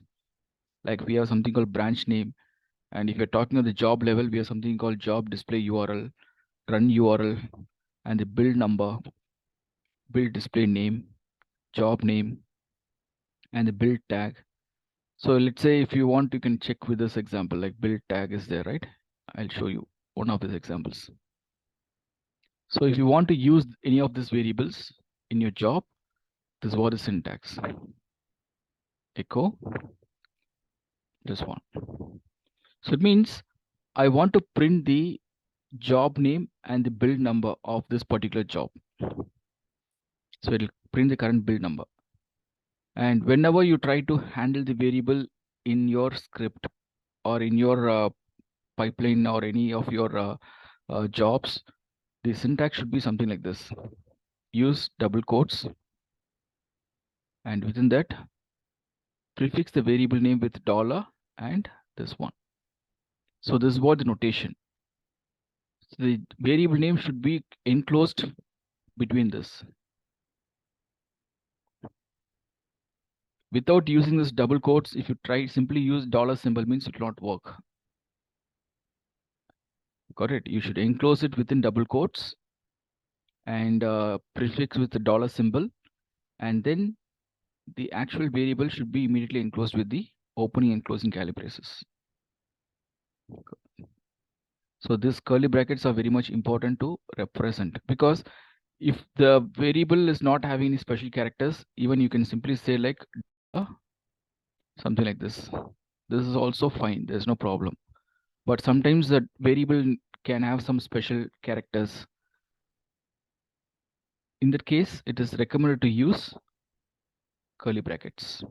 So as a standard, what we follow means whatever it is, whether the variable is having any special characters or simple characters or numbers, whatever it is, this is the format. So please do remember this. All right. Any question? Fine. So now that I just want to print this message, let me get into this. Go. And let's print this value. I'm just saving this job and I want to build this job. I fixed that issue also. The echo command issue was fixed, and now you can see the job is executed. And if you go to the console output, you can see it is printing the value of a job name, Jenkins -job name, followed by the job number is 4, build number is 4. So in which situations will be using these kind of environmental variable means, let's say, for example, consider I have a development team and the development team wants to build their application through Jenkins. So once a build is completed, we have to notify the development team about the status of a build, whether it's successful or unsuccessful. And from there, from where they can able to get the logs. So for that purpose, what I do means I use this environment variable in their email notification templates. So if I directly code this value in the template, when they receive the email, they'll be getting these details there. It's possible. So that is how we just share all these informations to the end users. Is that clear? Is it clear to all? Yes. So Jenkins this is, doesn't. yeah. Sorry, for the third bill, the bill number 3 that was failed. So once we correct that scripting, like, it doesn't. I mean, we have to delete it or takes forward. Which one you were saying, like the build Yeah, if you history you're can. talking about? Yeah, if you can go to the bills and we can see the third bill was failed, See, right? it is just a build history, okay? Okay. That is not going to impact you. Okay, All right. based upon that failure, you just fixed and came back here. So just a build history which you want to track, I mean, keep track of it. Yeah.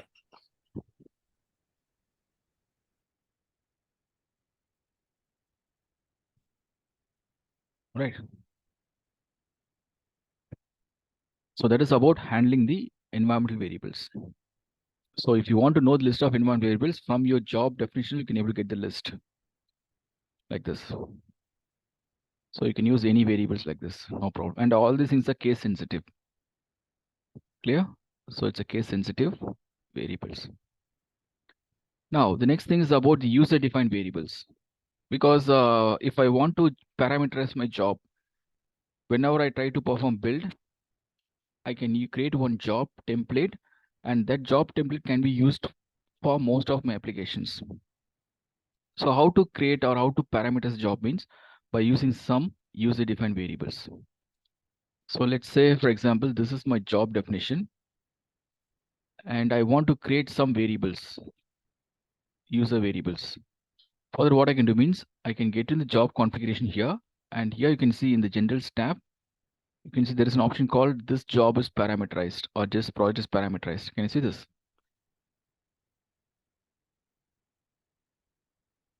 Just enable this option, this job is parameterized option, and click on this add parameter. If you click on this add parameter, you can able to see the list of available parameters at this point of time. Like we have string parameters, run parameters, multi-line string parameters, or password parameters, right? So whatever the parameters you take, it will be having 3 options or 3 tags. Let's say, for example, if I want, I can use a string parameter here. So whenever you try to create any parameter, it will be having a name tag, default value, and description. So name means the actual variable name. Let's say I can name it as environment, envi. Enva is just a variable name I'm just giving here. And what is the default value for the variable? I can simply select QA. And I can give some description. If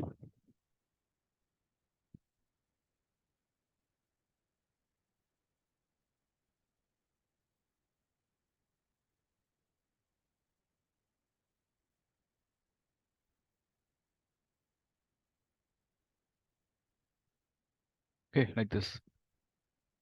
So this is just a description we can able to give here. So let's say, for example, consider this is my deployment job. Okay, deployment job. And I have a lot of deployment environments, like it can be the QA environment, UAT, pre-prod or prod environments. So in which environment I want to deploy, that will be controlled with the help of my parameters. So if I say QA parameter means through my job, through my logic, I can able to route my deployment to QA server, right? So like this, using some parameters, we can able to control the flow of execution of your jobs. So for that, just get new job configuration and add a parameter like this. Click on add parameter and select the type of parameter you want to use and give a valid name, default value, and then description. And now click on apply. This is just a variable declaration. Once a variable is declared, how are you going to use it? For that, you need to get into your build step. And in build step, you can able to use the same thing. Like if I want, I can refer the same example for your reference. So this is my user defined variable.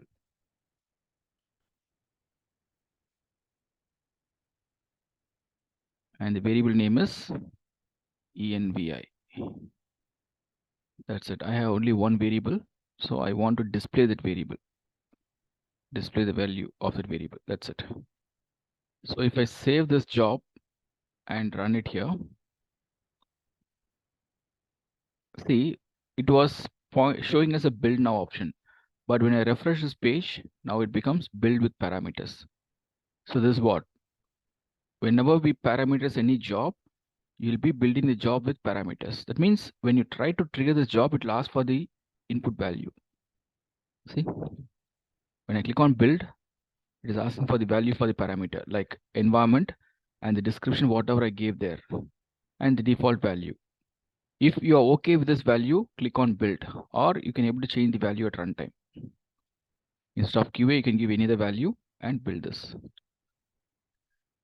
So as soon as you build, you can able to see it has processed the input value and I can able to get the message. Easy. So these are all kind of a building blocks. Okay, to create a huge projects, these are some building blocks. So please try to understand the fundamentals properly, and wherever required, you can able to implement it.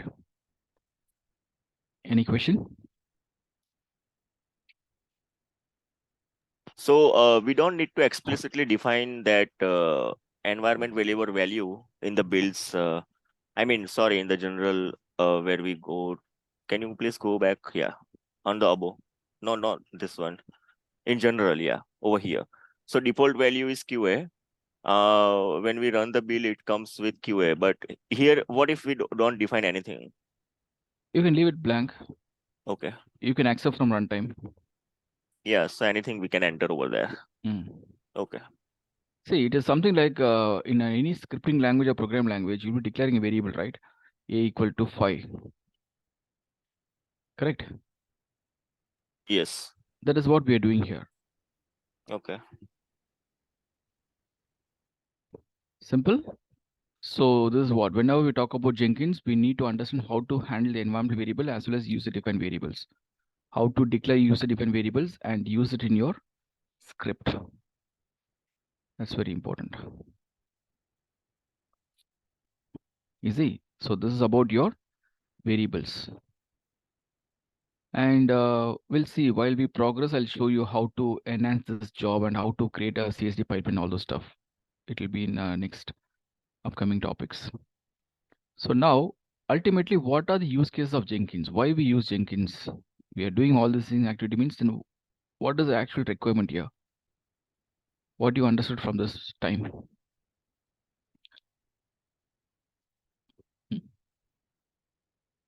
If someone asks you what is the need for Jenkins means, what will be your response?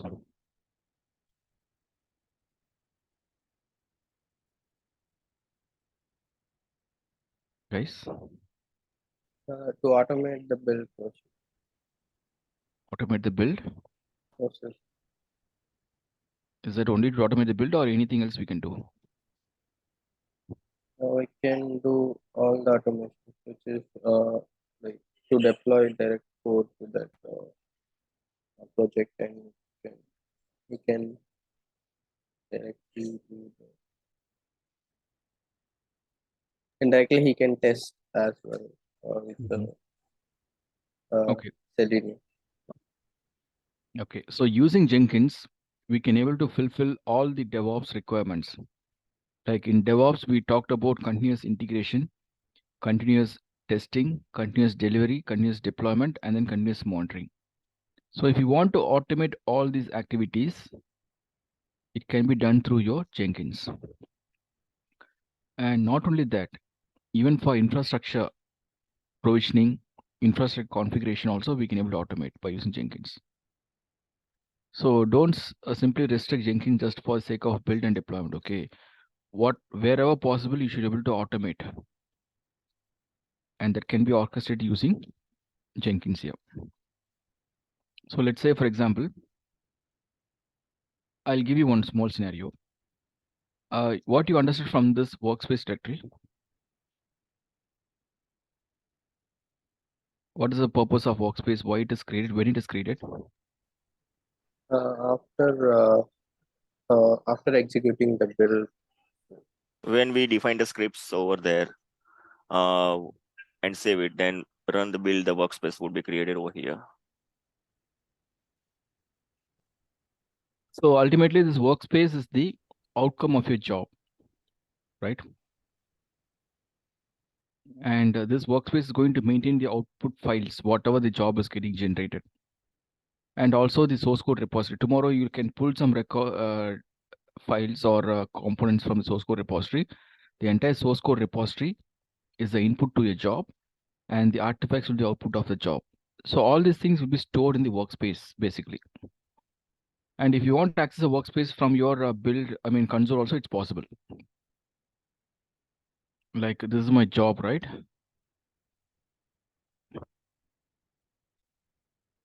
So from here, this is my job basically. And here there is a workspace folder. Within that, you can able to see the workspace. So through your GUI, through your web service also, you can able to access the file from that workspace. So like this, consider over a period of time, I have executed n number of jobs, because ultimately we're going to work in a microservice architecture.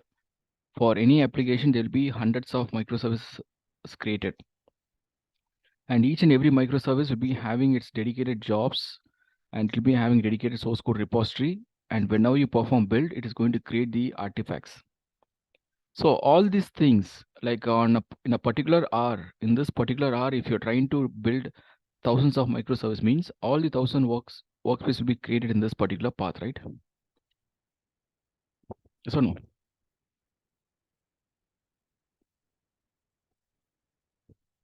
So this workspace folder will be dumped with n number of directories with all the files and components.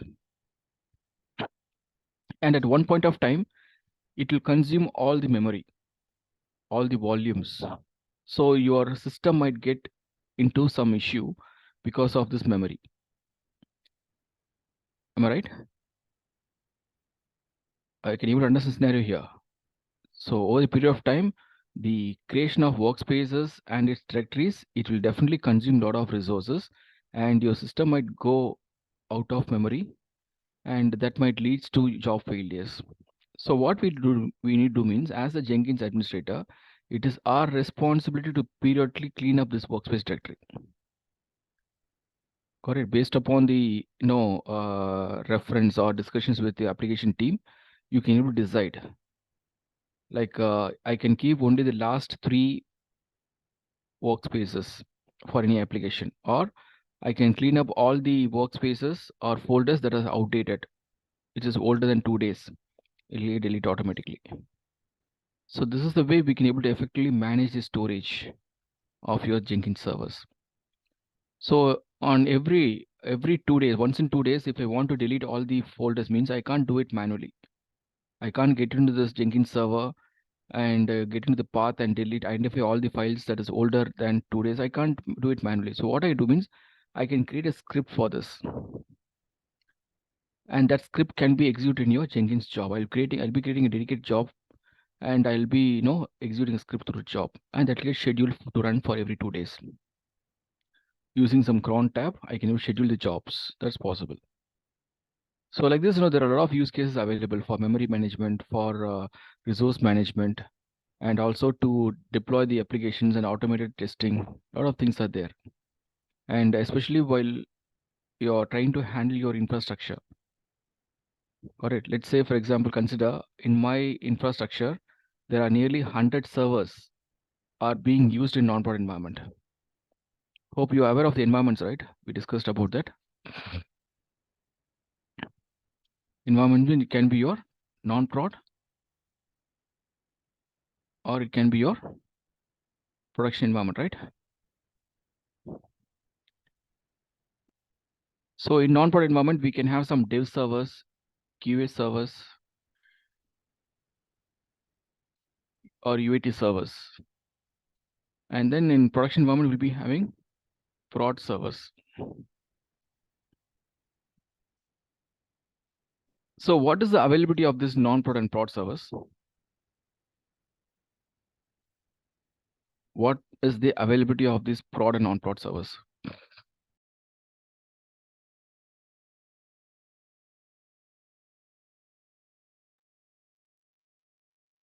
Hello, am I audible to all? Yeah. Yeah, production will be used for the public, which is will be running in live. Or, Yeah, that's what. So availability of production servers, it should be available 24/7, right? yeah. And what about non-prod servers? Can I run it for 24 hours? No, no. Would Not be very, necessary. yeah. Okay, so these non-prod servers should be available only during the business hours. Like say, for example, morning 9 a.m. till to 10 p.m. Like that, I can define some time frame. So if I have nearly hundreds of dev servers, hundreds of QA servers, I can't go and manually start all the servers at 9 a.m. and I can't manually go and stop the servers at 10 p.m. So I need some automation to perform this activity. So what I'll do means I can create a Jenkins job that will identify all the servers and starts exactly at the start time. And there'll be a stop job that will stop all these jobs, all these servers at the stop time. Like that, we can able to automate the servers start and stop activities. Like this, there are a lot of use cases. Okay, that is how you should identify as a DevOps engineer. You should identify scope for automation wherever possible. You should be able to leverage Jenkins and automate those activities. So don't just think about build and deployments. Okay, beyond that, there are a lot of things we can do in Jenkins. Am I clear? So next we'll talk about the pipeline project creation. Guys, is that interesting or boring here? Why so silent? What's happening there? If you find it's boring, just let me know. I have a question for this. What you said, like we can delete that, as per the cron we define in the jobs, and then we can delete that directory if every other 2 days. So can you show us like how we can do that? See, it is just a use case I'm saying. It's all purely depends upon your environment and depends upon your scripting language we use. Okay, is Got there it? Like some basic scripts like we can define in that? it's all your logic here. See, ultimately, you know how to delete a work folder, Yeah. right? Like I have some list of files here. If I want to delete this folder, what I'll do? I'll just simply remove this file, right? Yes. It'll remove it. If you want to automate this, what you'll do? You'll put it in a script. And if you want to schedule the script, you can put it the same script in your Jenkins job. That's all. So this is what the ultimate command you're going to run. But when you're going to run, that matters. If you execute this for every minute this folder will get deleted if it is available. If you want to delete for every 2 days, it will get deleted for every 2 days. So that 2 days, the schedule is what we are going to do through Jenkins here. So to achieve that, there are a lot of capabilities in Jenkins. Let's say we have something called build triggers. Like we have something called build periodic option. I'll talk about, okay, in the upcoming session, I'll talk about all those things. So here you can define the schedule, how frequently you want to execute the job. And that command, whatever you want to execute, you'll be putting it here. Simple. So this command will get executed for every 2 days or every day, depends upon the schedule. Okay. Just on a high level.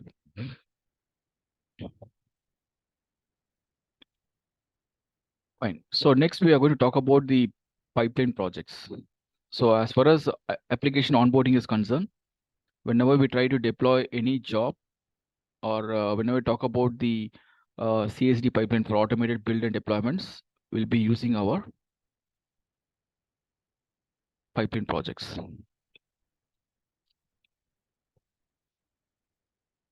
Okay. So what are things you did using your Jenkins freestyle project? You can able to do the same with your pipeline project also, but it will be done through some scripts. So as for the best practice, what we do means we just go with the master and slave node. And what is the need for master means in Jenkins master, we create the jobs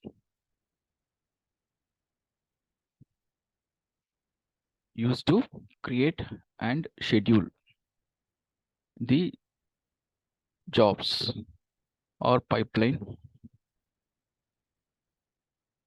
projects. And the Jenkins slave machine is used to, what is the purpose of slave machine here? Used to perform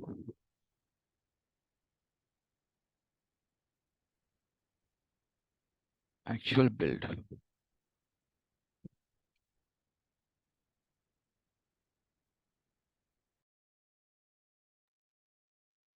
So why I create a slave machine means, like as just now I showed you, whenever we create any job, it is going to create some workspace and it requires all the tools to be installed. So when you try to run thousands of services, all these services workspace will be created in Jenkins master, which will impact the performance of Jenkins master. So to overcome that, what we do means we just try to create a slave machine, and within the slave machine, we are going to create all the workspaces and the artifacts as part of build. Okay, so I'm going to demonstrate this particular process. If you recollect the last day session, I think we have something called continuous deployment, right? DevOps approach I was talking about.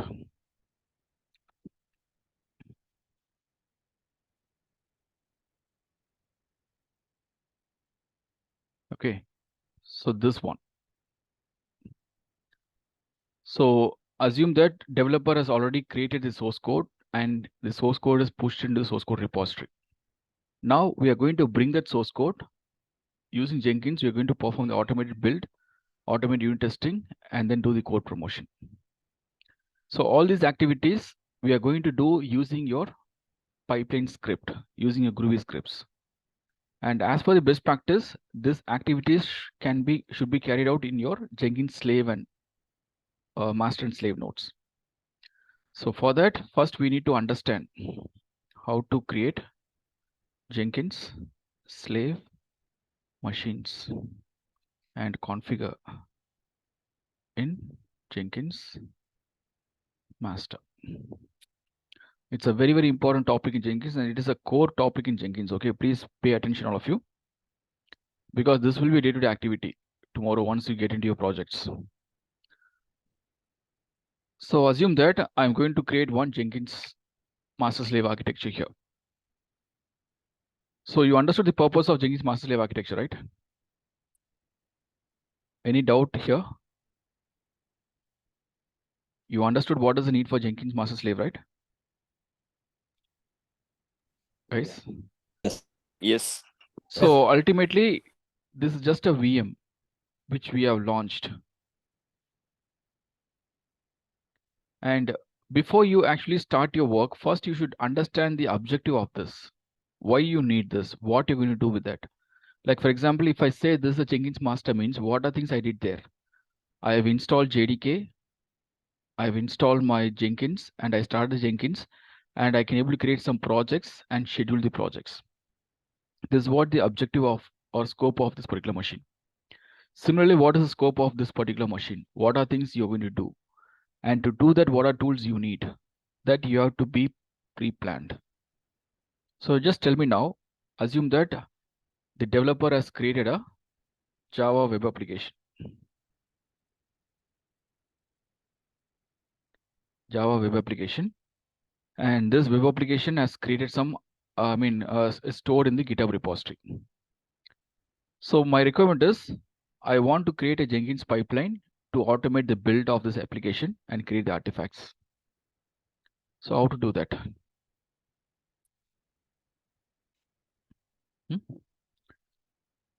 How to do that? So in order to do that, first you should understand how the applications are built.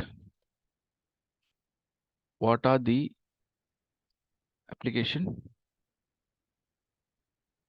build tools we can use, and how to configure the build tools in the node. So these are three important parameters we should consider. So all these things. Like node means here Node means a slave Jenkins. machine. Slave machine. Okay. We never install any build tool in the master node. It will be installed only in the slave node, because slave machines are used for actual build. Correct? Slave machines are actually used for the build activity. Clear?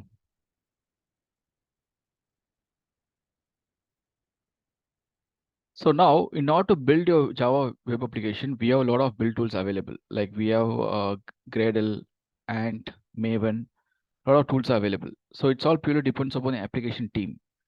So whenever the application team wants to onboard their application for DevOps, if they want to automate their build and deployment activities to DevOps, they will be providing you the source code repository where they have the source code. First point.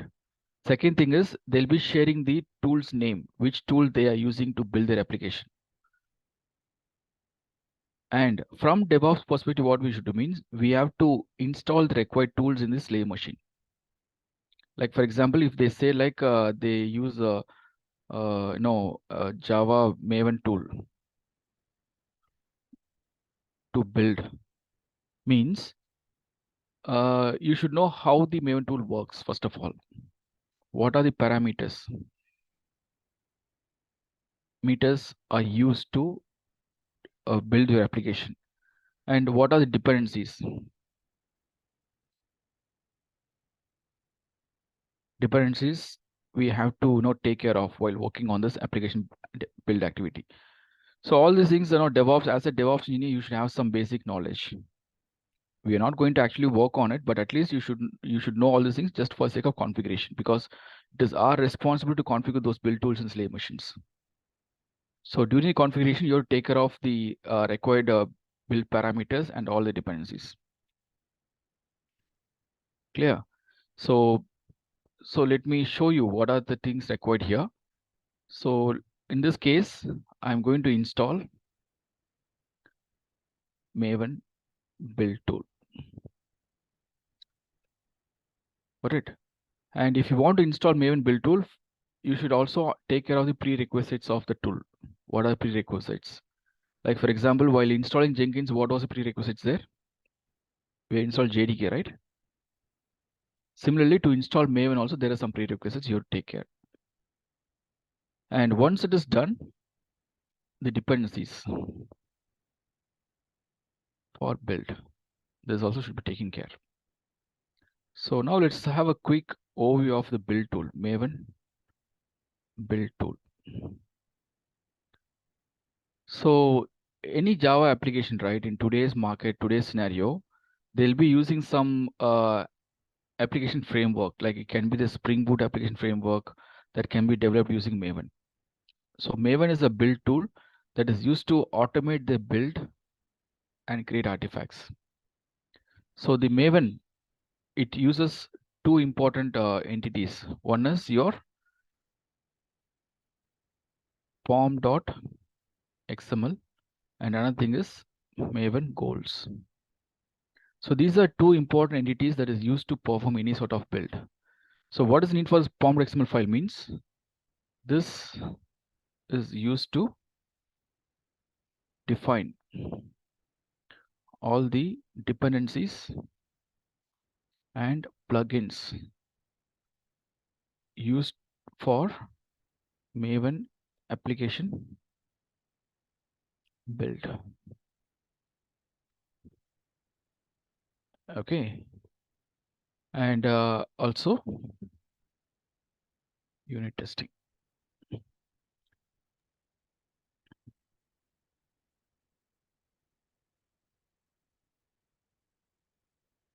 You dependencies and plugins used to perform automated Maven build and deployments, build and unit testing. These are two things you should consider. And the Maven goal that is going to use to control the build or testing activities. So we have a lot of options as part of this Maven goal. Like we have something called a clean test package. Okay, build, correct. Install. Like this, there are a lot of Maven goals available, and no need to worry. All these things are provided by the development team. Whatever they are providing, even the pom.xml file, which is going to define all the dependencies, we are not going to create it. Developers will create the pom.xml file, and because only they know which project they are going to work on, what are the dependencies of the project, only they knew about it.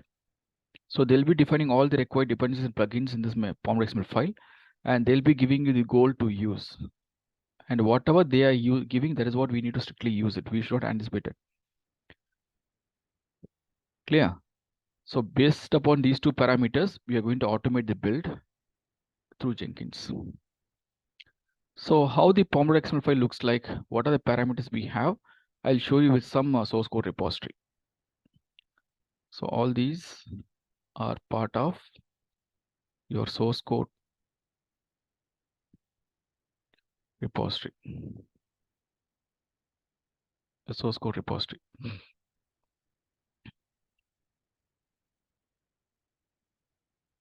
Maintained by developers.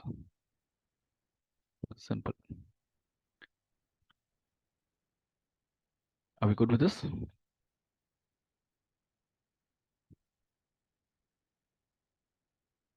Any question?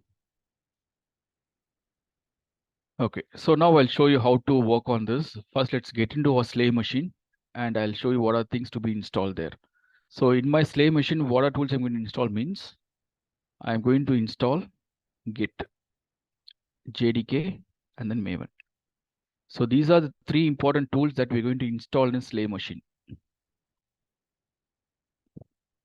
Okay. Git is used to identify the source code from the source code repository. JDK is a prerequisite for Maven. All right. So for the installation of Maven, I'll show you one link, official link. From there, you can able to get more details.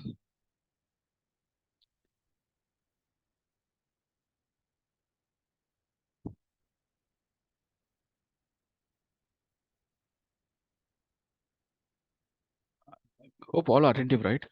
A lot of silence, not sure what's happening. Yes, yes. Right. So this is the official link which can use for installing Maven. I just keep it in the document itself directly.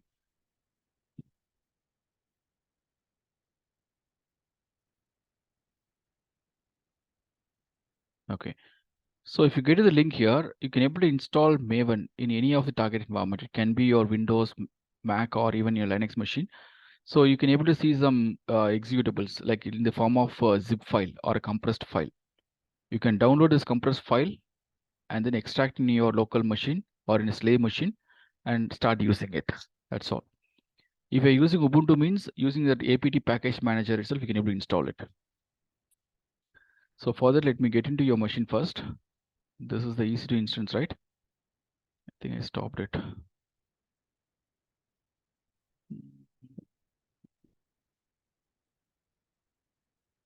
Where's the machine? SA October DR slave.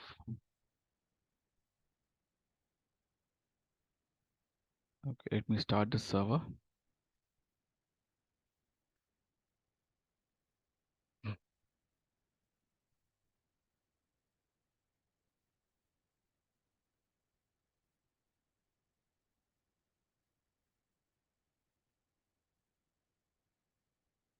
And there is one announcement, as I mentioned, from next week onwards, we can connect at 10 a.m. All right. Hello. Hope I'm audible to all, right? Yes. Yes. So please keep this point, and if you want, you can share it with your team members also if you have their contacts. So please ensure that in the next session we are going to join at 10 a.m. IST. So session will be between 10 a.m. and 2 p.m. All right. Hope it's fine to everyone, no, guys? Yes. That's fine Yes. by me. Yes, sir. All right. Fine. So now let me log into this machine. Okay, I have this slave machine available. Slave machine 1. I just launched it. And if you want to access this machine, take the public IP address of this machine, go to mobile term and click on the session and get into the SS settings to add a new SS session and give your public IP address, specify the username as Ubuntu, and under advanced SS settings, click on use private key and navigate to that private key, whatever you have downloaded PIM file. So with these 3 input parameters, you can able to connect to your slave node. So this is my Jenkins master, and this is my Jenkins slave 1. So we can even rename it, okay, just for our reference. So now I just log into this machine. So what you can do here is you can simply say sudo-i because I want to perform some actions as a root user. And you can specify the updates. What do you call that? apt update -y to update all the default packages.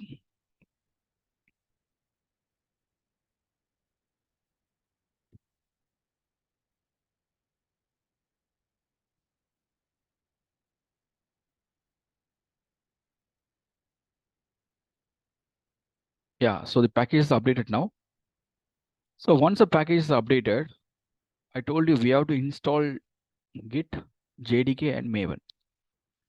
So let me check if Git is already installed or not, because the latest version of your Linux machines comes with Git version, Git installed, because we are just updating a package, right?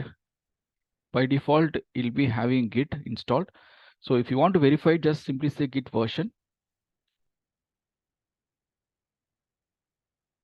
You can able to see Git is already installed in this machine. If Git is not installed, what you can do means you can simply say apt install git -y. This is a command. So you can see Git is already having the newest latest version. So nothing to upgrade. So this is a command to install Git. And once the Git is installed, what's the next thing? I said is JDK. For the installation of JDK, you can follow the same process, whatever we did here. This one. So if you want, I can put it here itself. This is for your Jenkins slave node configuration. So for this, first you have to get into the root user level, and you can able to update the package, that is sudo apt update. And then if you want to install Git, you can able to say apt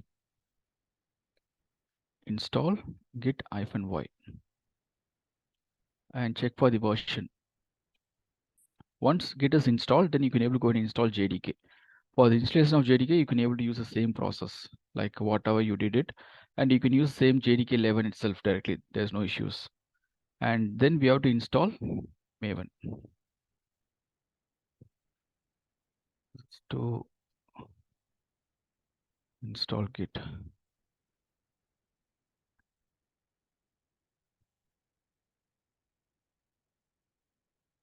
So now to install Maven, right, it's very simple. Just ensure that you update the default packages at every level, and then say apt install Maven. -y. That's it.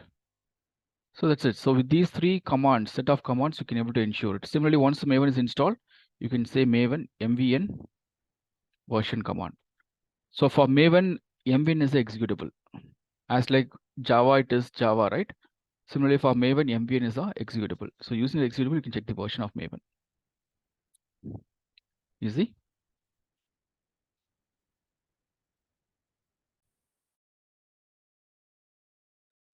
Is it clear now? So now let's get into this process. Let me execute this line of code.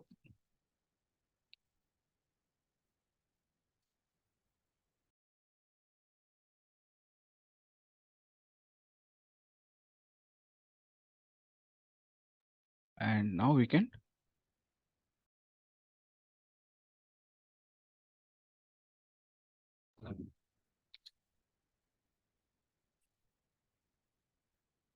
install JDK.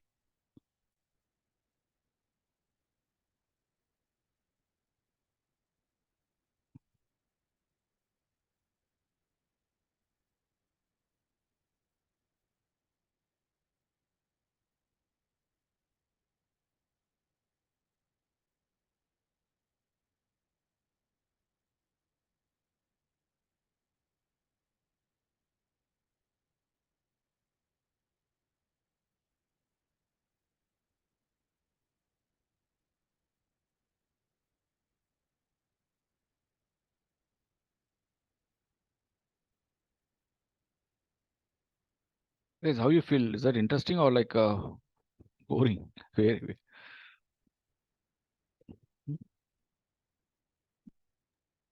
It's good, but I think once we start doing it in our machines, probably we'll have few doubts. No, I'm not talking about that actually. While learning itself, right, we'll get that feel, right? Okay, we are doing something progressive and better can way able if to we relate it to real-time scenarios. Thing is that while learning something, don't stick to what I'm giving you. You should think in such a way that how it can be related in real-time environment. Tomorrow, how I'm going to use it. On that perspective, you start learning it. Can you able to relate that? That's what my question.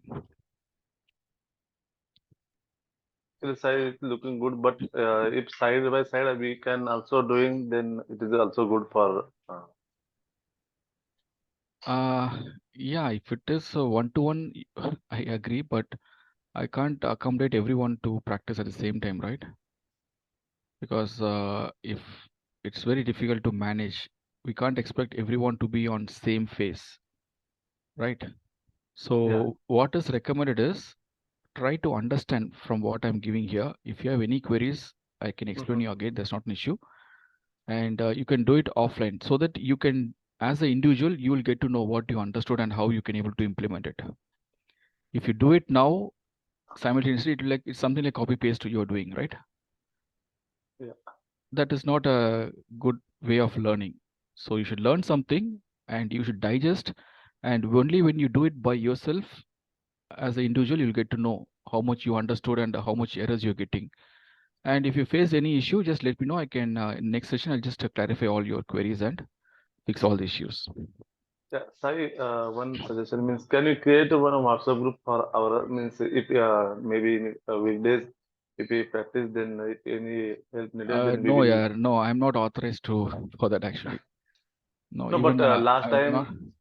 time maybe Tara Jail created this group, then. Yeah, I'm not authorized. Even I'm not part of that, right? So you Okay. can check with your support team. Definitely they will do some needful.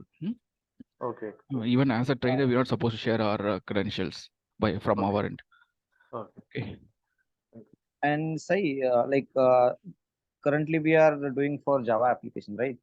So can we like get some insight like for other types of applications like .NET or Python? Just like which tools we will require for that kind of application? Yeah, sure. I can share those inputs, but it's Yeah, all purely depends upon application team. Like even for Java also, I use Maven means this we can't decide as a DevOps engineer. During your initial assessment, we'll be checking with the application team what are the tools they use. That is what we're going to configure. yeah. But Including Maven tools is version. Maven is like famous tool, right? For my Java web applications, Maven is one of the popular tools. Popular Similarly, if it tools. is a Python base means they'll be installing Python in the machine. Like here in my slave node, I've installed JDK and Maven, right? Right. But if it is of a Java, I mean Python application means instead of Maven and JDK, I'll be installing Python there. Right. Okay. Correct. And for .NET? And for .NET, I'll be installing a .NET Core, which can compile my C# programs or any other .NET applications. Oh. Similarly, for Angular, I need to install Angular in that machine. For Node, So, JS. okay. So if possible, can you list down at the end of the session? Like just list down that so we can relate those. Yeah, you can.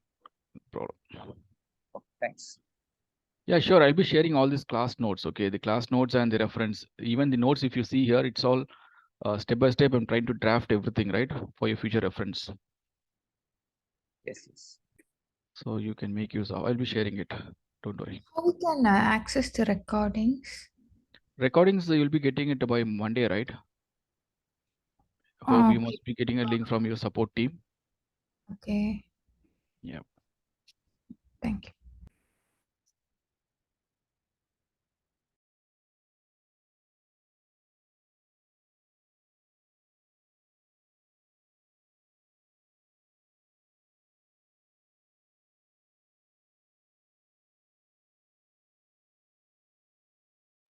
So what we did here, we just installed JDK, and then now we're going to install Maven. So you can simply use this command to install Maven.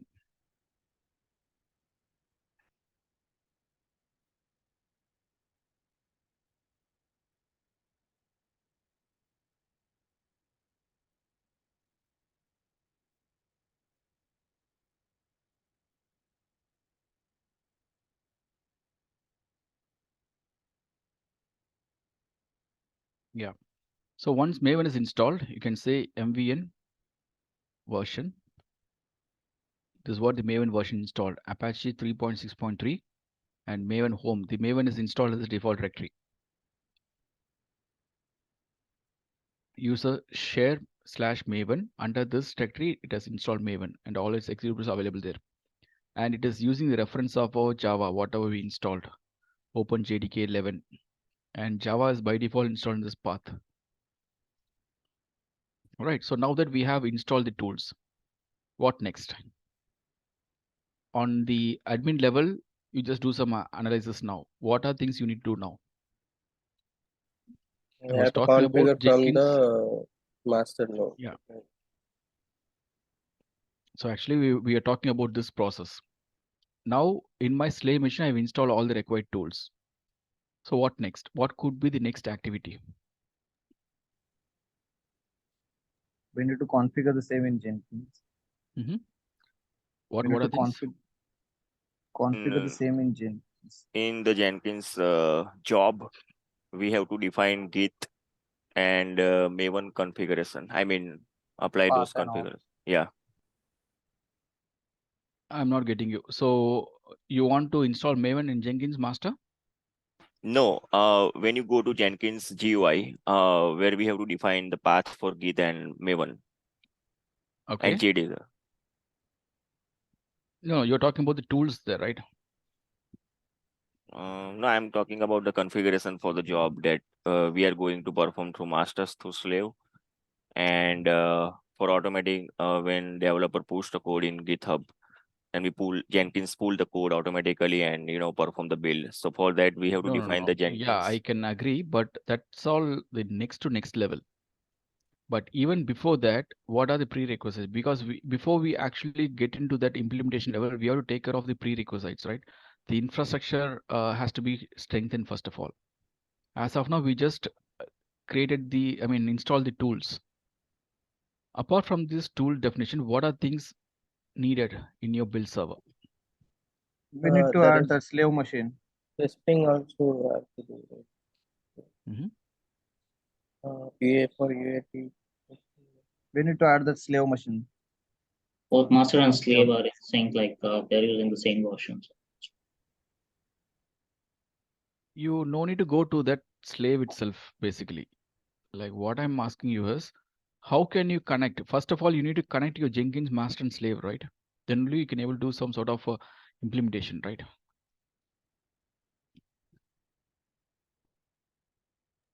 First, how you can able to connect your Jenkins slave with master? That's what my question. With private IP, with public IP of that master node.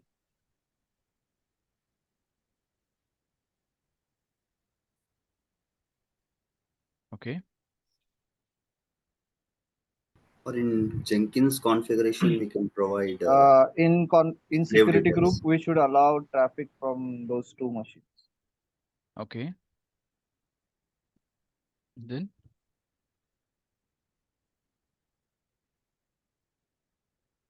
I think you are still at the implementation level. Create the EC2 instance for the slave. And then we need to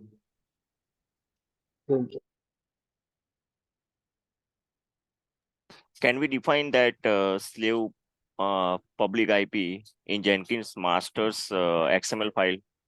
Then we can connect through SSH. Okay. Okay. So ultimately, whenever we talk about the remote servers, okay, let's say in the Linux fundamentals are something required for you now. Listen, please.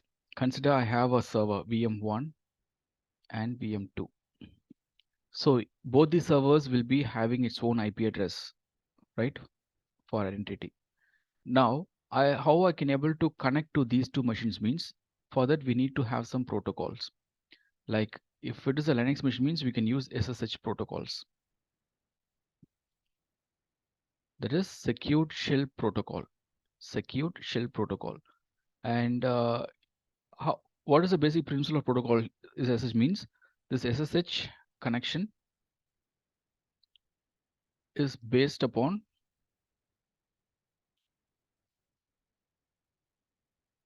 key based authentication.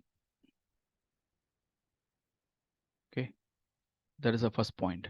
So whenever I try to connect to another server, first I need to authenticate the user, right? I need a user ID first of all, correct? Yes or no? Like for example, from my MobileX term, if I want to connect to my remote server, what are the parameters I gave here? I gave the remote server name, that is a host name, and then the username and the credentials for that user, the key or a token. So it means these are three important parameters that is required to connect to any server. Similarly, from your Jenkins master or from your Jenkins slave, if you want to connect to the remote servers, in the case also you need all these three parameters. That's what I was asking actually. So tools and all is just for our implementation purpose, but to establish a connection, to establish initial handshake between the servers, we need the user ID, the host name, and then the key or authentication. So user ID by default will be having user ID like Ubuntu, or we have a root user. Okay, we can able to use the same, but as per the best practice, what we do means for the DevOps process alone, we'll be creating dedicated users. So using that user ID only, we can able to establish connection between the servers. Clear, that is one thing. And what type of authentication we are going to use means Linux supports various types of authentication, like it can be your password based authentication, or it can be your key based authentication, or it can be your token based authentication, or sometimes we'll be using password less authentication. Like this, there are various types of authentication supported by Linux machine, especially when it comes to your SSH connection. Clear? So out of this, which authentication method are you going to use and how are you going to create that authentication? That is what the ultimate question I was asking. It is not about the Jenkins node to configuration, that is secondary. But even before you prepare this machine, we need to take care of all these things. So what we are going to do here is, once the tools are installed, we have just installed the tools, right? So once the tools are installed, we are going to create a user ID for DevOps build activities.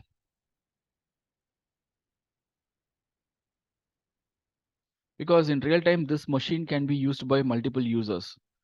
But all my builds should happen only with a specific DevOps user. That's what my intention. And that user should Sorry, have. Loxai. Sorry? I have a question. Say if I already have my instance and I already have my users, is it the same as just identifying the users and giving them the right access? You can do that, but what we recommend is for each and every activity, you can have a dedicated user IDs. Then only it'll be easy for you to manage the system. Like for example, consider you have your laptop with you, right? Yeah. In that laptop itself, you'll be having administrator user as well as the general user. Correct? So the general user, as a general user, if you log in, he'll be having some limited access. He can't do any admin related activities. Okay. So like this, how many persons wants to access your laptop? For each and every person, you can able to create the user IDs, and only through that user ID they can access your laptop. That is how you configure, right? Okay. Yeah. Similarly, in my Jenkins machine, the slave machine, whatever we have here, this is a slave machine, and in the slave machine, I want to perform some build activity that should be done through my DevOps user. I don't want to use the user ID which is already created by the system, like Ubuntu user or root user. Yeah. It's all like a process definition. Okay, it is not mandatory to have it, but as a best practice, we can have this process. Okay. Why I'm telling you, there's one more important reason for this. Across the systems, like today you are talking about Jenkins servers, tomorrow you'll be working with Ansible servers, Kubernetes clusters, Docker build servers, or Terraform servers. So each and every server, it is nothing but a virtual machine. And in all these servers, as a DevOps engineer, you are going to interact, you're going to log in. If you have your own dedicated ID, and if the ID is common for all the servers, it'll be easy for you to manage it. Yes. For any sort of automation, you don't need to rely on others. That's the reason. So for that, first you should have a valid user with authentication. That's it. So in Linux machine, you should know how to create the user IDs. Okay. So I've created a separate documentation for that. If you can able to follow that approach. So in order to add any user in the Linux machine, you need to follow these steps. Listen, please. So in order to add any user in a Linux machine, if it is a Ubuntu machine, means you can use a command user add -m followed by this home directory and the username. This is a command you can able to use. DevOps admin is a user I'm going to create, and the DevOps admin will be created with the default home directory called DevOps admin directory. And then this is a bash mode. They can able to run any commands. And once user is created, you have to get into the user by using su-devops admin user ID. And we have a command to create the token, that is SSH keys, public and private keys. So using SSH keygen command, you can able to create a public and private keys. Once the keys are ready, you have to create an authorized key out of it, because only this authorized key acts as a token for authentication purpose. In order to do the initial handshake between the servers, we'll be using this authorized key, and that authorized key should be accessible only by the owner of the key. That means the DevOps admin is the owner, right? Only they should have access to that machine. Like that, we have to limit the access of these keys in this machine. So this is what we need to do. Once you complete this activity, then only your node configuration will be successful. So let me execute this.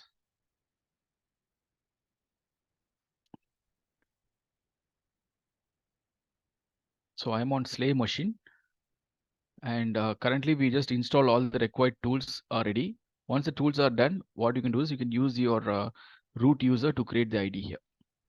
So user add DevOps admin in bash mode, and this is the home directory for user. That's it. So now if you give su-devops admin, you can log into that user ID now, DevOps admin user. As a root user only, you can log into that user. And if I say pwd, present working directory, you can able to see the home directory of this DevOps admin user. Like this, any user in this machine will be having their home directory, like Ubuntu or let's say Can you see this? Ubuntu user have their own directory. DevOps admin has their own directory. Got it? So this is how we just maintain the directory for the user which we create. And if you say ls, you can able to see the list of files, whatever you have in this directory. If you say ls-a, you can able to see the list of all the files, that is even hidden files and folders are available here. So what you can do means we are going to create the key, SSH key. So let the key can be like instead of 48, I can reduce the size of this and let me create it. So SSH key gen, it is used to generate the public and private key for authentication. And it is of type PEM, and the size of the key is 2048 bytes, and the type of the key is RSA. And when you enter this command, it will ask for the confirmation whether you want to create the key in the same default home directory or not. So it means within this home directory, it is going to create one .sh folder to maintain the keys. Just say yes and proceed. And we are not interested in creating any password phrase, just simply enter and enter. That's it. Now, if you say ls-a, you should be able to see .sh folders created here.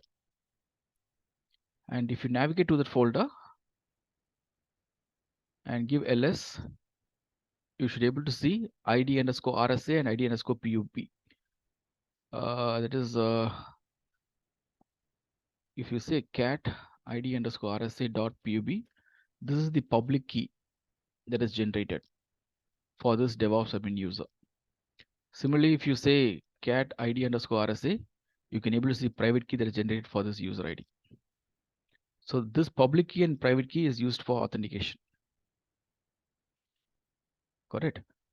Similarly, let's say, for example, if you want to access or if you want to share it to any other remote server and enable the authentication, this should have the authorized key. That's very important. So after creating your SS key gen, execute a command cat id underscore rsa.pub to authorized key. That means based upon the public key of this DevOps admin user, I'm going to create authorized keys. Enter. Now if you say ls, you can able to see the authorized key file has been created. And one important thing is the file name should be exactly the same. Authorized underscore key should be the same. And if you look into this file here, this file is nothing but the copy of public key. But if you see the access level, as of now, this file can be accessed by all the users in the machine. Like even a root user or even a Ubuntu user can able to read the content of the file, which is unsecured. So you have to limit the access. For that, what you can do means you can simply change the ownership and the access mode of that file. That's it. And now if you say LL, you can able to see this authorized key file is readable only by the owner and writable only by the user owner. Owner means the DevOps admin and the group, DevOps admin group. So this is how your authentication, the access mode are defined in this Linux machines. Any question here? So now that we have created the key and we have provided all access to the key, and also the DevOps admin user is having the default directory. So why we refer this default directory means tomorrow if you want to create a workspace in the machine, within this path, the directory will be created, workspace directory will be created. That's it. All right. So I'll do one thing. I'll just put all these things in a summary so that it'll be easy for you to understand the flow.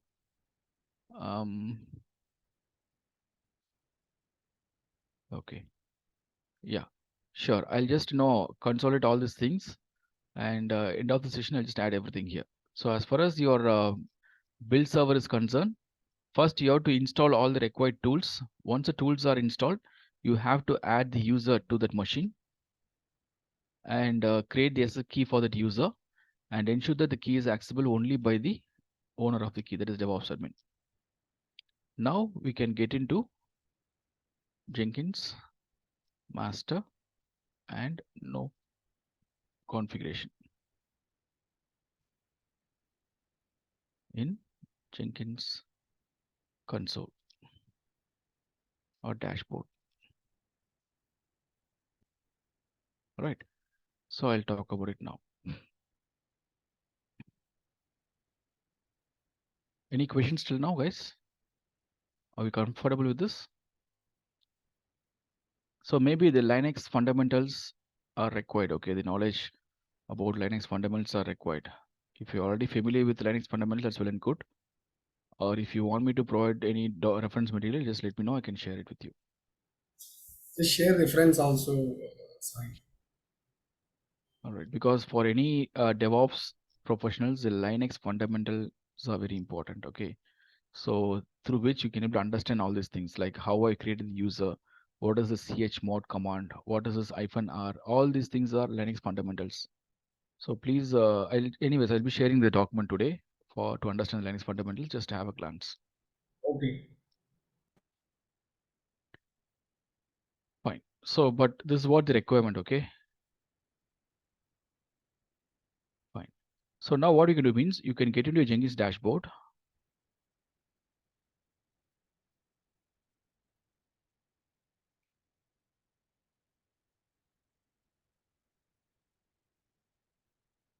And from this Jenkins dashboard, if you get into your manage Jenkins, you can able to see there's something called nodes.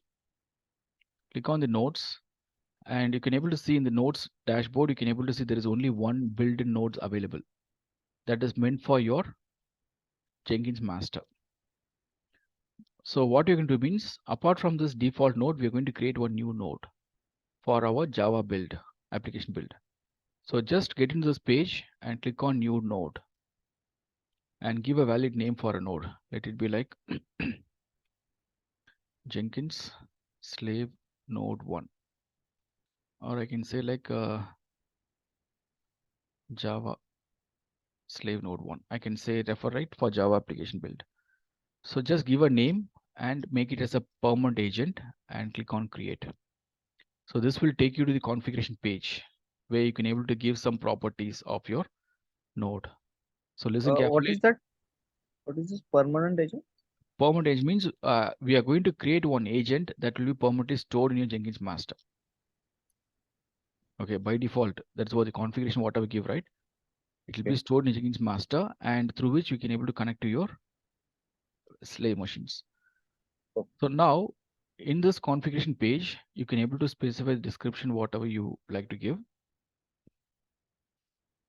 This is just for a reference. And then the number of executors. So remember in our Jenkins master, by default, you have number of executors, right, to enable parallel development. Similarly, in your build server, how many builds you can run in parallel, that will be decided by this parameter. If you want, you can give 2 or 3 as per your need. And then the remote directory. What is the remote directory we're going to use here?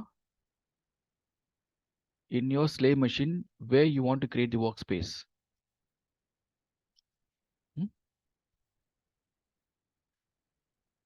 Like whenever I route my request build to the server, the workspace should be created in this directory. So this is my remote root directory. And the label that is used to uniquely identify the slave node. So just give some label and keep this safe. I'll tell you when to refer this label. Label is just an alternate name to your slave machine, which is referred in the pipeline scripts for routing request. So once you give all these parameters, then comes your actual node configuration. So usage, let be the default one, and launch method. How are we going to launch it? I am going to launch my agent using SSH. And when you choose this option from this drop down, you can able to see it is asking for the host name. Here you have to specify the host name, that is your slave machine's private IP address. Go to your AWS console and under the slave machines, you can see private IP address. Just copy the private IP address of the machine and you can mention it here. That's it. But this is because we are in same network, right? Yeah, that's right. But if we are not in same network, you can use the external IP address. Okay, public one, right? Yeah. So once you give this host name, you have to give the credentials. As of now, you can see there is no credentials configured at this point of time. So what you can do means you click on this add button and click on this Jenkins. It will take you to Jenkins credential provider. And here, this parameter, the kind parameter, what is the default property or default type of credential you're going to create? So in our case, we already created the username with private key, right? In this machine. We already have the private key. So using this private key only, I'm going to access my machine. So the authentication method is username with SSH username with private key. And here it asks for the parameters like ID. It can be something like my Jenkins node credential, something like this. This is just for our reference. Okay, just for our reference. And what is the username we can give here? To which user I want to connect to the machine? DevOps admin. DevOps admin. This is what we have created in this machine. So this is a user ID. We'll be using it here. And after giving the user ID, if you want to make this user ID as a secret, you can enable this option so that this user ID also will not be visible for anyone to access. Or you can simply leave it as it is. And now it is asking for the private key. Just enable this option, enter directly option. And you can see there is a button for add. Click on add button and it will open up a multi-line text box for you. In this multi-line text box, you need to copy paste this content. So go to your slave machine. Under DevOps admin, already we have created this key. The key is nothing but ID underscore RSA. There is what the private key. You have to copy the private key alone. Copy the private key and exactly select the number of characters starting from the very first byte till here. You should copy. No extra less than that. Okay, just copy till this and paste it here. That's it. And we don't have any password phrase, so that is enough for now. So all that we do here is in this Jenkins credential provider, we are going to identify the type of key as username, SS username and private key, and then enter the ID and description. It can be same, that's not an issue. And username should be the user ID which you create in slave machine, and enable this private key and enter the key directly here and add it. That's it. So now we have created a credential, and if you use the drop down here, you can able to see the credential available here. Use it. So it means I want to connect to this machine using this credential. Easy. Now, next thing is about host key verification strategy. So this is one of the important thing you should consider, because whenever we talk about the Linux machines, that too, if it is SSH based authentication, means the initial handshake between the server should happen. As like that, we can't connect to any remote server. That remote server should be part of our known server list or known host list. Only then the connection can be established. So in order to do an initial handshake between the servers, we have to verify the host key. That's what we're going to do here. So what type of verification strategy we're going to use here means we are going to use manually trusted key verification strategy. The third option from the drop down. The first option is known host file verification strategy. It is a very manual activity. You have to manually take the IP address of the target machine and add it to the Jenkins known host file. And manually provided key verification strategy also, it's something manual. We have to use your keys to handle it. Like public key can be copied to your node and can be done. And the third one is manually trusted key verification. So this approach, what it will do means it will enable a manual verification process. Like you can able to manually verify it once. It's a one-time activity and it's very interactive. And third option, last option is non-verification strategy, is something not recommended. Without any verification, you can able to establish a connection, which is not recommended real-time environment. So what we do is the simplest form here is the third option, manually trusted key verification strategy. Enable it. And once it is done, please ensure that you enable this option also. Then only you can able to use this trusted key verification strategy at the time of enablement.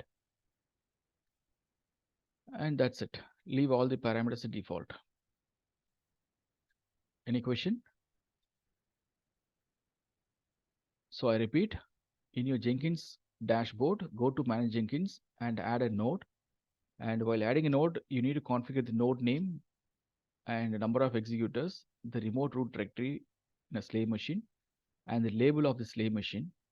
And this should be unique. And the launch method, make it as SSH.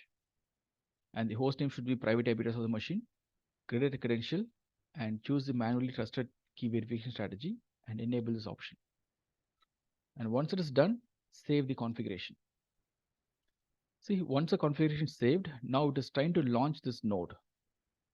Jenkins is trying to connect to that machine now. It is still in progress, but it will not happen till you verify the key. For that, what you should do means we have to get into the node first. Just click on the node name. And once you get into this node, listen please, guys, listen here, all of you. Once you get into the node, you can able to see there is an option called Trust SSH Host Key. Can you see this? So this is what we call it as a host key verification strategy.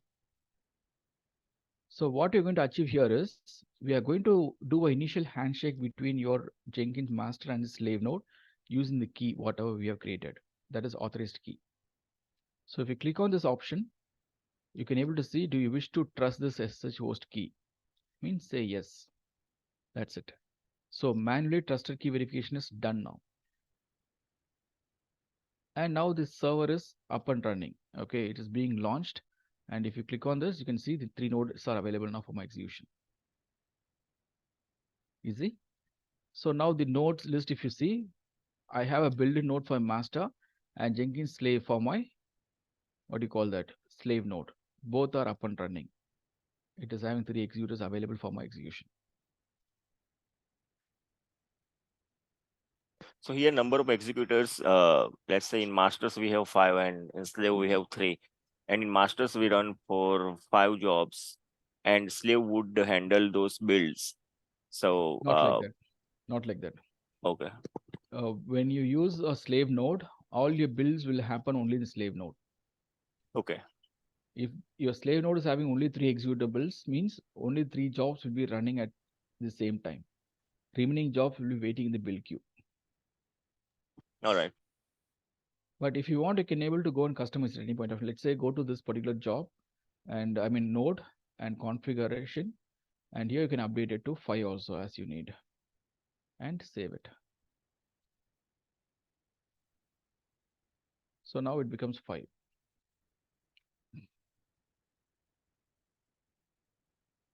Clear?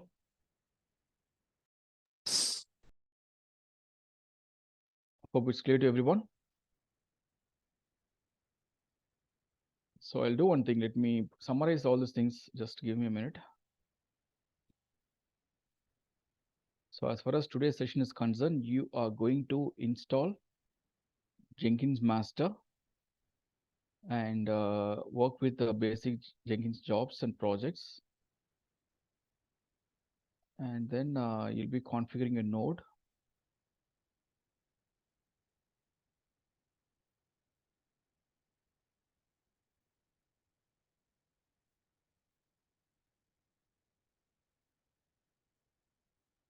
I'm just trying to consolidate things. Okay, just a minute. Install Jenkins.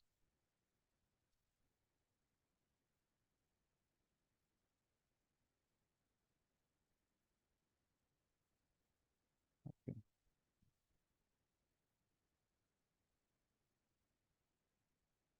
Okay.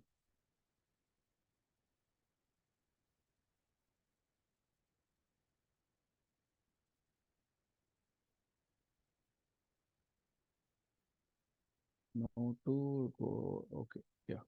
So you can follow the steps now. I just kept all the things in a single page like this. So first, this is something related to Jenkins master. So you can follow the steps right away. Jenkins master node configuration. Once the master is up and running, you can configure slave nodes for Java Maven application, where you'll be checking your Git and then installing JDK and then installing your Maven. And once Maven is installed, you can able to go ahead and create the users, right? That is done by this command. These are all commented lines, okay? Don't consider this, just consider the uncommented line. And then log into the user ID, create the key, and create the authorized key based upon the public key, and then ensure that you restrict the access of this authorized key. And then you can get into Jenkins master, add a node configuration, and do what are parameters I shared with you now. Easy. Can you please share these steps in the chat, because these recordings would be available on Monday? Yeah, it will be available. Don't worry. Okay. Can follow that, no problem. So, anyways, you'll be working on your Jenkins master first, right?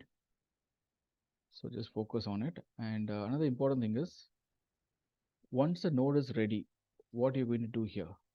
We are going to create some jobs, and the job should Sai, your voice is a little low. No, what I'm saying is, once a node is ready, all that you're going to do is you're going to route that build to the corresponding node. So in order to do that, let's say you already have a freestyle project, right? I'll show you a demo for both freestyle and then pipeline project. So as of now, this freestyle project is getting deployed in the build server, that is in your master node. Okay, this job is getting executed in the master node. But if you want, you can able to route it to the, what do you call that, slave node also. Similarly, whenever we talk about the jobs, like what are jobs you create, the pipeline projects, what are we going to create, that pipeline project also can be routed to the slave node. So I'll just quickly show you that once.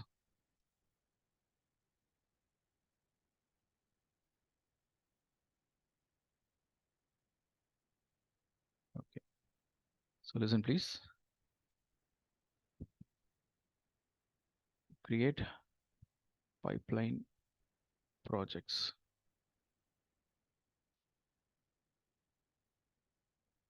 Create pipeline projects. So as I think I mentioned somewhere here, like scripted and declarative pipelines, right?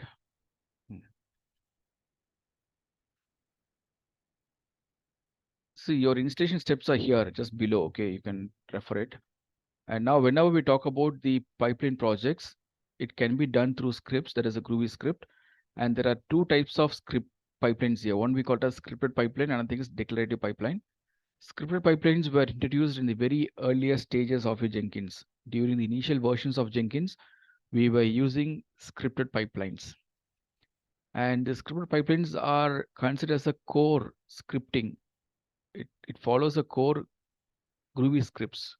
People who have a strong knowledge in Groovy script, only they can able to work on those scripted pipelines. It was initial days, okay? Initially when Jenkins was introduced, the very early versions of Jenkins were using scripted pipelines, which was very complex. Complex in the sense of people who have a thorough knowledge on Groovy, they can able to work on it. And that was one of the drawback for Jenkins by the time, because their competitors, they use YAML scripts for coding the pipeline, which was very easy when compared to Groovy scripts. So considering the market, they just released a simplified version of the scripted pipeline that we call as the declarative pipeline. So declarative pipelines are considered as a simplified version of your scripted pipeline. And to work on this declarative pipeline, you don't need to be expert in Groovy scripts. You should understand the fundamentals. You should understand your requirement first of all.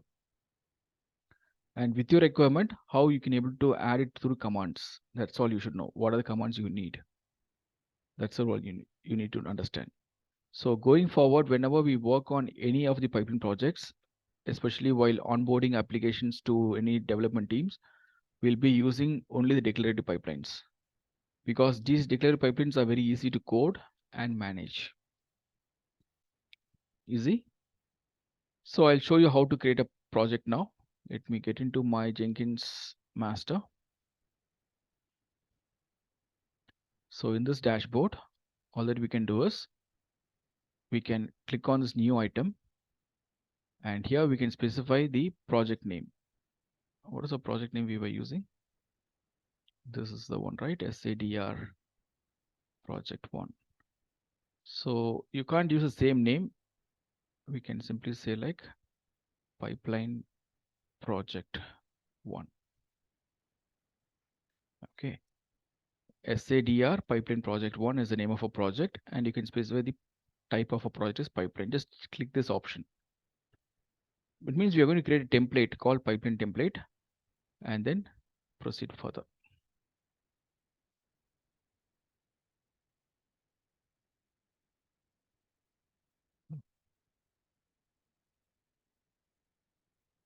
So now that we have reached the configuration page, and if you look into the configuration page, it's very simple. In your freestyle project, you can able to see a lot of things like source code management, build triggers, build environments, build step, post build and all. But here we are not going to do all these things manually. All that we're going to do is we are just going to do things through some scripts itself. So you can able to see something called general, advanced project options, and then finally you'll be getting into the pipeline scripts. So this is a script area where you can able to code it. Entire Groovy scripts can be coded at this multi-line text box. And if you are completely new to Jenkins and if you want to start your code, it's very simple. All that you can do is you can try out some sample pipelines which is provided by Jenkins. That's what I told you, right? Jenkins is a very intuitive tool. So as a fresher or if you are new to Jenkins, if you want to practice from the scratch, you can get into this sample pipelines. Here there is a pipeline for hello world. See, it's a very simple pipeline which is going to talk about the stages. So here you can see pipeline agent as any.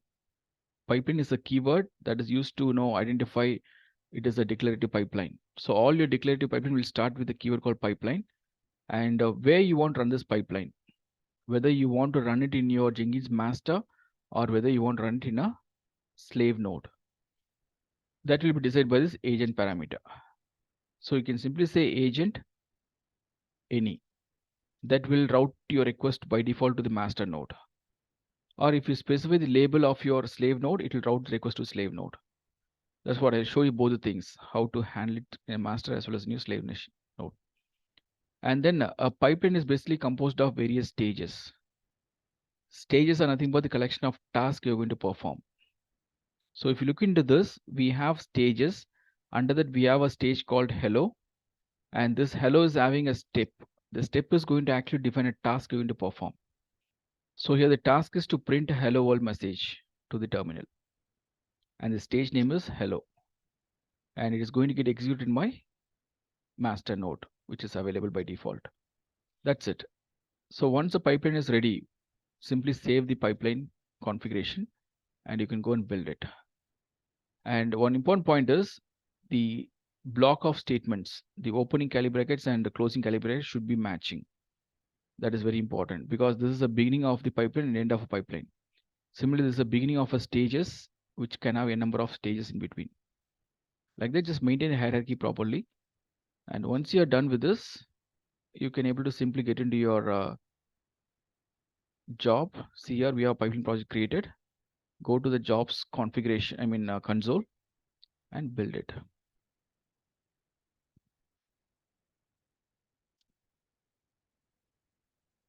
So when you build this job, you can see a job has been executed with the very first stage called hello.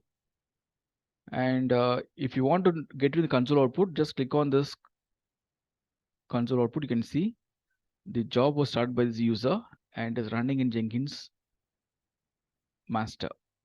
It has created a workspace in the var lib directory. And it has executed the very first stage called hello. And it is printing a message hello world. And the job is finished successfully. All right. So this is the way we configure our jobs, pipeline jobs. So and what if we come again? Sorry, what if we define that agent as for the slave We'll talk node? about it. We'll talk about how to route it to slave node. Okay. So now the point is, whenever we talk about the pipeline jobs, okay, pipeline projects are composed of various stages. Stages are composed of various tasks. So let's say I want to perform the build. My requirement is I want to perform the build and create artifacts. So for this, if I create a job means first I should identify the source code. Only if I have a source code, I can able to perform build. And once a build is successful, then only I can able to perform the artifact creation. So I can create a pipeline job with 3 stages now. One is I can able to check out the code, check out the source code. And once the code is checked out, you can perform a build. And once the build is complete, you can create the artifacts. Like this, we can have 3 different tasks in our job. So how to create it means it's very simple. Just go to a job definition. And here I have a stage started here. And this is the very first stage which I have. Just copy this and have it here. See? Like this. So what I can do here, the very first stage name I can say like SCM checkout stage, I can mention. And similarly, the second stage, it can be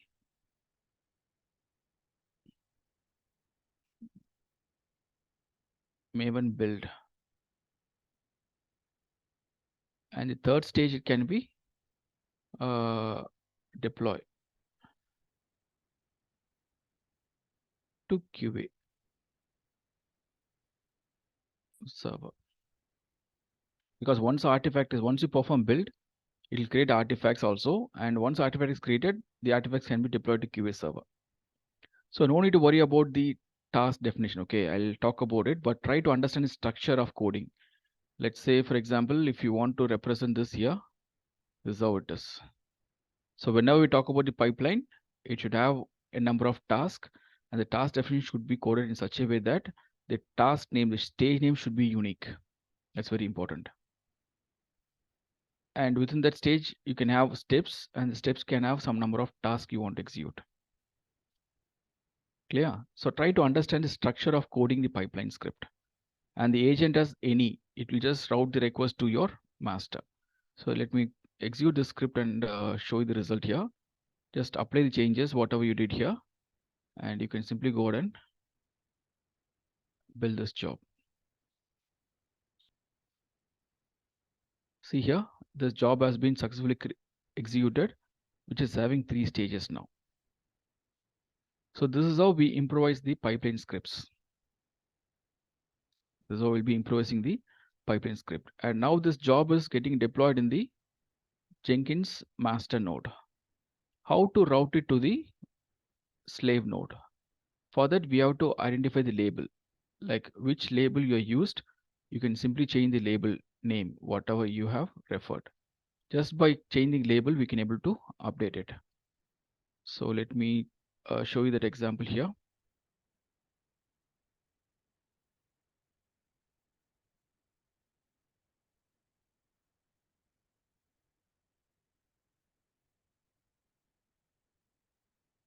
So instead of agent label, I think I gave a slave node 1, right? Slave 1, yeah. So if you look into this, earlier it was agent as any. I just modified as agent label slave 1. Label slave 1. Slave 1 is nothing but the tag whatever I added to the label.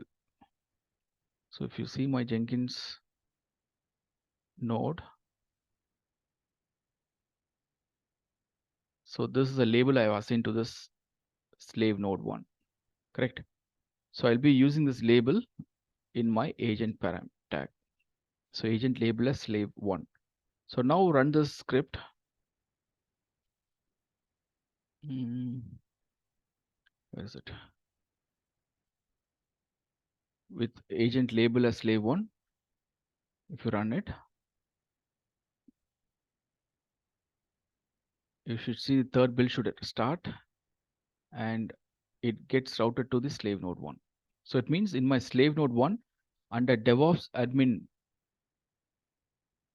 home directory, it should have created on workspace, and it should have created the folder there. Easy? Are you getting my point, all of you? Yes. So this is how we create the node, slave nodes and route our builds to the corresponding slave nodes. Now, what are the artifacts it is going to create? Everything is going to get created in the slave node only. Master node will not have any clue about it. Easy? Is it clear to all?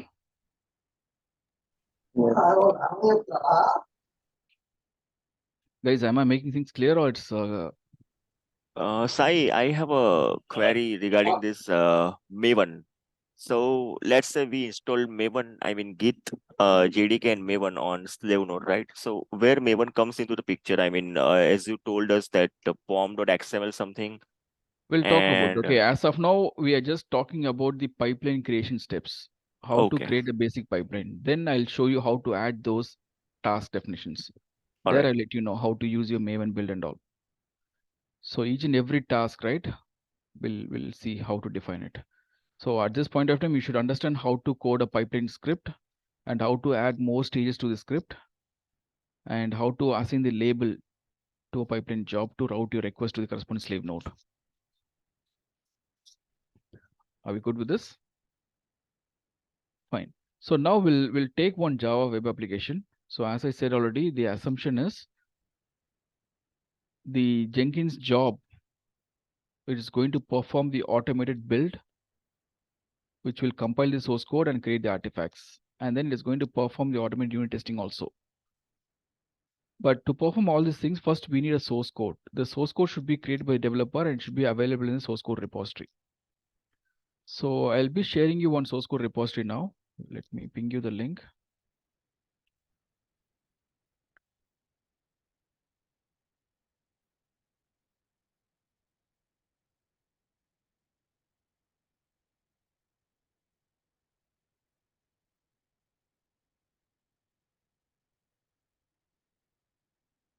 Okay. So this repository, whatever I'm going to share with you, this is a simple Java web application. Okay, there's a Java web application. And I'm going to use this repository. So if you look into this repository, I'll just explain you what are things we have here. So we have a source code under SRC folder. You can able to see under main/web apps, we have a source code available here. Got it? And then it is also having the unit test cases. So the test definitions are already created here. Unit test scenarios, whatever needed to test it. And apart from this, since it is a Maven project, we should have the Maven pom.xml file. So pom.xml file that is going to talk about the dependencies and the plugins that are required to perform your build. So as far as this project is concerned, this Maven file is created, which is going to create the artifacts called Maven Hello World, and the artifact type is war file, because the artifacts can be a war file, a jar file, right? It can be war file, a jar file, binary type. That is also decided by this pom.xml file definition. And then to perform this activity, there are some dependencies like JavaX servlets, and to perform the automated unit testing, they need JUnit, and they have some logging also, Apache Logger, and then the plugin for Maven is your Maven compiler plugin is required. So all these things are dependencies to perform the build and create artifacts and to perform automated unit testing. But if you noticed, all these tools are not installed in our slave machine, right? We never installed JUnit, we never installed any compiler, or we never installed this particular utility and all. So that is what the power of Maven tool actually. Even if there is no tools available in target machine, you just code it in the dependency file, that is a pom.xml file. And even if the tools are not present, it will install the tools and perform all the activities. And this is completely written and managed by developers. As a DevOps engineer, even we are not supposed to touch this file. But it is completely owned and managed by the developers, because only they know what is the name of the artifacts they're going to create, what type of artifact they're going to create, and to create the artifacts, what are the dependencies they need, which version of the tool they want. Everything is their requirement. They'll be specifying it there. Easy. Only thing is, you are going to configure this URL in your source code repository. And the goals, whatever I mentioned here, like whenever we talk about the Maven, it can be achieved with the help of POM.xml file and the Maven goals. So the goal also matters here. So these two parameters, based upon these two parameters, we need to verify whether the POM.xml file is available or not. That's it. So now I'll show you how to work on it. So this is the script which we have created. And the very first stage is I'm going to perform ACM checkout stage. So let the description be perform SCM checkout. And to perform ACM checkout, what I need? I need a source code repository, right? Yes or no? So just go, this repository URL you need, it is provided by the developers. So this is a URL. Like remember in our Jenkins module, we perform the, what do you call that? Git clone, right? So there is a very simple command, git followed by the URL within quotes. So this command will simply download this entire repository into their slave machine, under DevOps admin path. Once a source code is downloaded, you're going to perform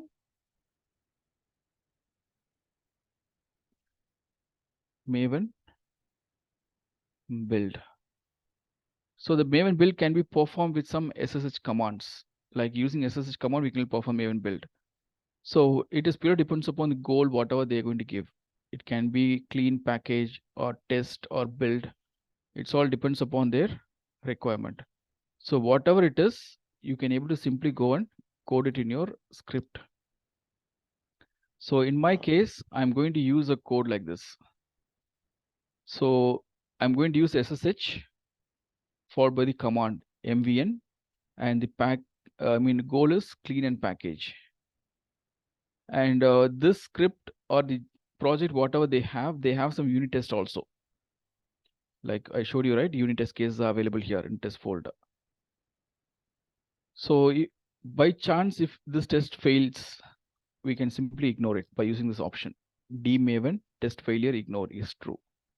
Or if you want, you can simply say Maven clean package also.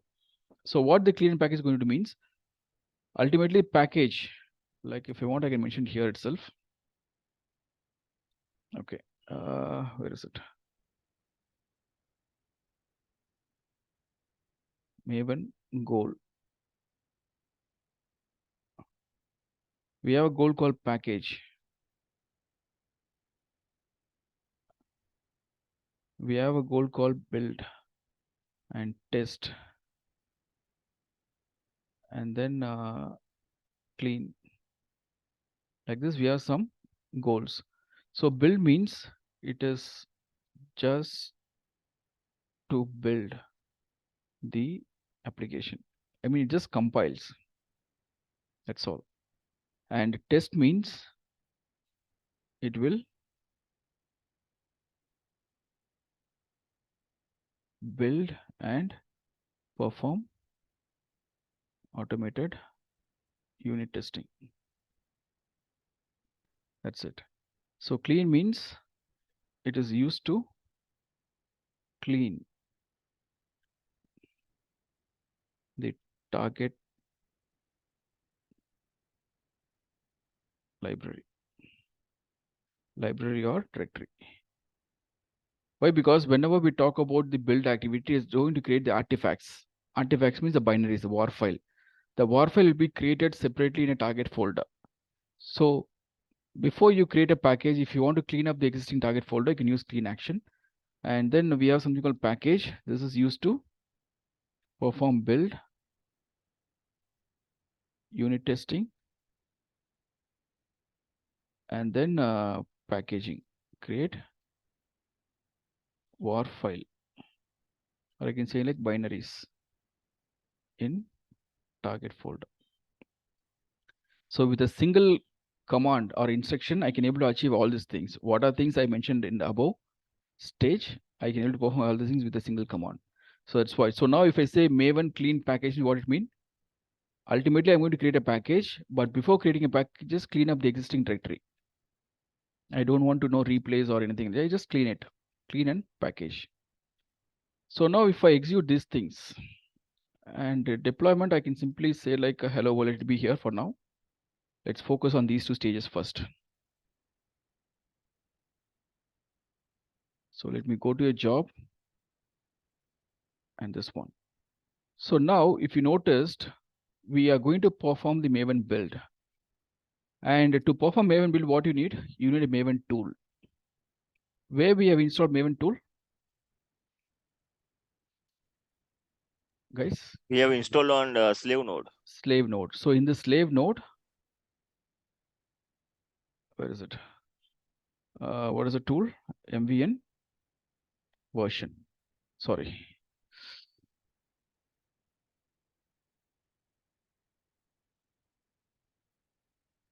So here we have installed Maven tool. This is a path of the Maven tool. So this is installed in slave machine, but the Jenkins master will not have any clue about it. So whenever Jenkins try to schedule the job, right, it needs to identify the prerequisites. If the tool is present in the target machine, then only it will schedule it. Otherwise, it won't do the scheduling.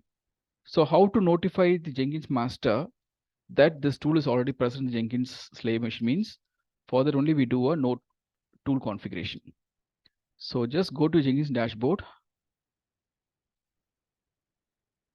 And in this dashboard, go to manage Jenkins. And here you can able to see under system configuration, there are tools configuration. Right? And in this tools configuration, if you scroll down, you should be able to see Maven installations. Click on add Maven. I repeat, go to tools configuration and under Maven installation, just click on add Maven. And here you have to give the Maven tool name. And if the tool is not installed, you can enable this option, install automatically. Since we already installed the tool, we have to give a name of a tool here. So just go to a slave machine and get the path of this tool, whatever you have. This is what the home directory for Maven. And what is the name of a tool? You can simply use the same. Like I can name it as Maven, like this. So this is what the name of a tool, which is already configured in my slave machine. And when you give this, it is giving a message, right? This is not a directory in the Jenkins controller, but it might be available in the agent. So now that your Jenkins master can able to recognize we have a tool configured and save the changes. Like this, tomorrow you'll be working with different types of tools like Ant, Gradle, or any other Python or whatever it is. Just you have to add all the tools in your Jenkins global tool configuration. Sai, I have a query. Actually, let's say we have sync with slave node in masters, right? So we went to node and then define the parameters like private IP address.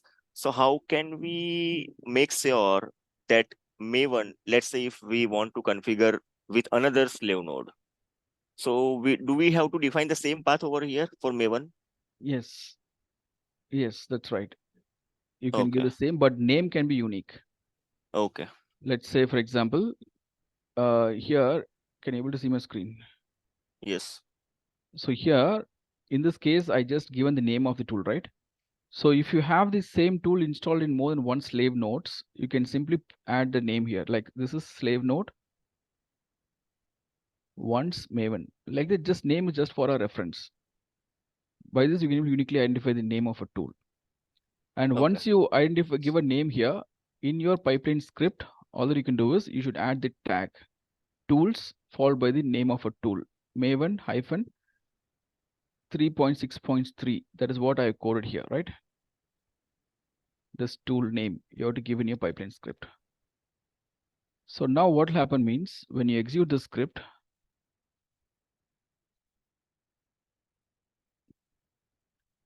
listen please. When you try to execute the script, first the controller will come to this agent. It will identify the target node as a slave node, and it is recognizing the tool configuration, which is already defined in our global tool configuration, and then we'll get into stage. And this command, git command, it is just a plugin. We are invoking a plugin to do this. So using git plugin, we are trying to clone the repository into a slave machine. And once the repository is available, In the next stage, we are going to perform the Maven clean package command using this shell plugin or SH plugin. So apply the changes here. Once the changes are ready, you can go ahead and submit your job. So now we're trying the build number 4. It is in execution. So in the meantime, while it is executing, if you go through the console output, you can able to see the job is running on the slave node, and the very first stage is SCM checkout stage. See, as part of SCM checkout stage, it is cloning the remote repository. This repository is getting cloned to the tag in this particular path. And then it is running the second stage called Maven build stage. And using the pom.xml file, the definition whatever I gave, Maven clean package, it is trying to download all the dependencies. What are the dependencies we have coded in the pom.xml file? It is getting downloaded. It's a very huge list basically. So after downloading all the dependencies, it will try to perform the automated unit testing because we have defined the clean package. Package means if there is any test cases written, it will try to run the test cases.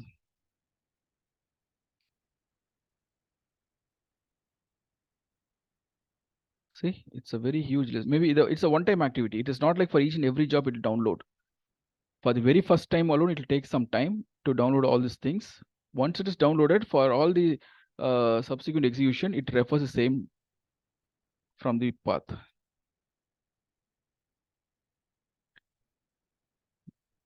So still in progress, I can see. Now you can see the build is completed. Build is successful.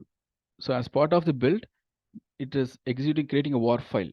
So under this directory, it has created target folder, and within the target folder, it has created the war file.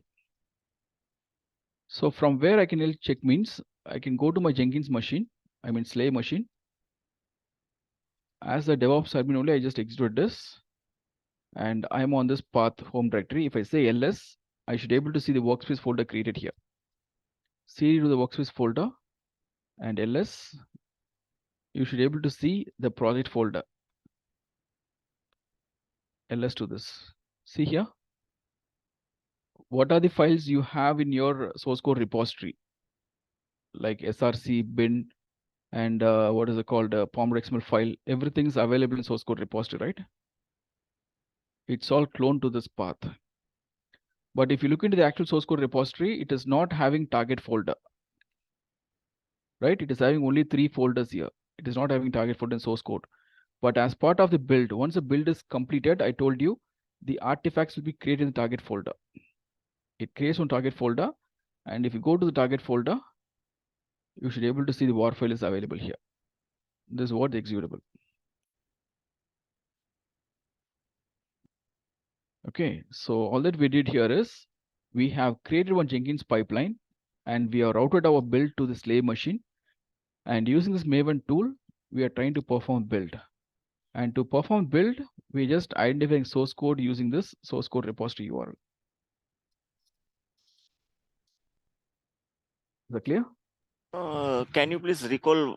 Still, I'm clear with the steps, but what actual purpose of Maven in this scenario?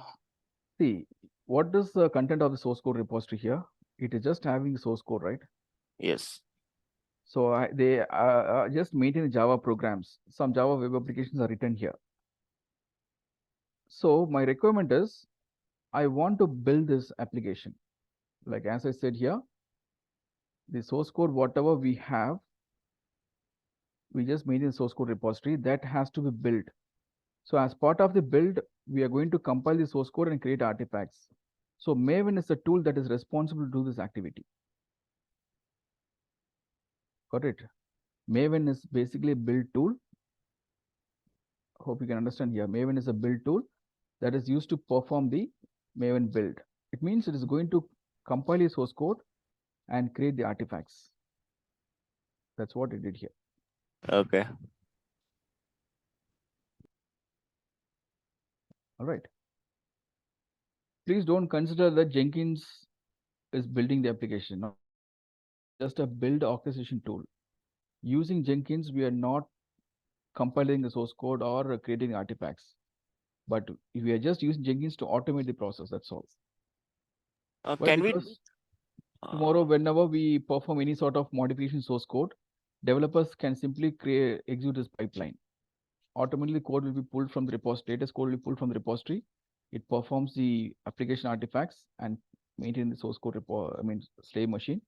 And through your DevOps, next stage, that is deployed to QA environment. This particular stage, I can able to deploy the artifacts to the target environments. Code deployment we call it, right?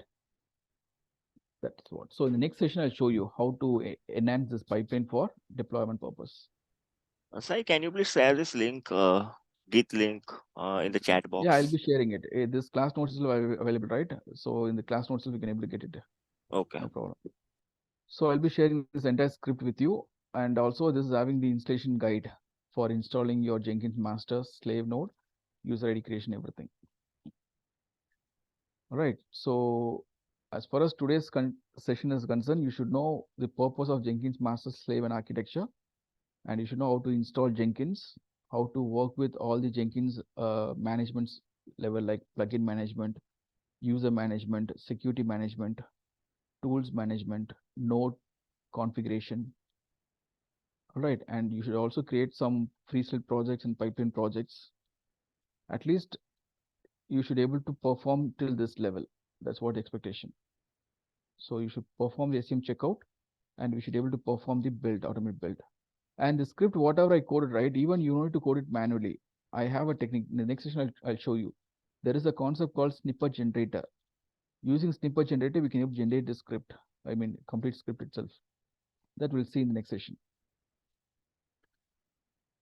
All right. Yeah.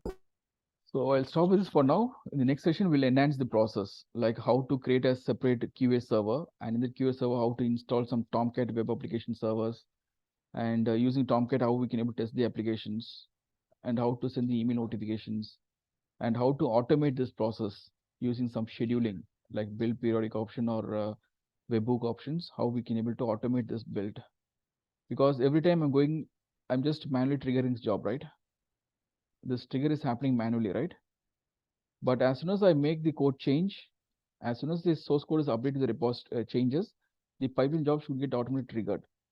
Like that, we can enable some webhook configuration. So all these things we'll see in the next session. Got it? Yes. Any question? Yes. All right. So next session, I hope you all attend the poll, right? The poll is completed. Yes. Yes. Okay. And the next session timing would be 10 a.m. 10 a.m. yeah 10 to 2. 10 to 2. So please do remember 10 a.m. on next Saturday we'll connect. Sure, sir. Right. From 14th.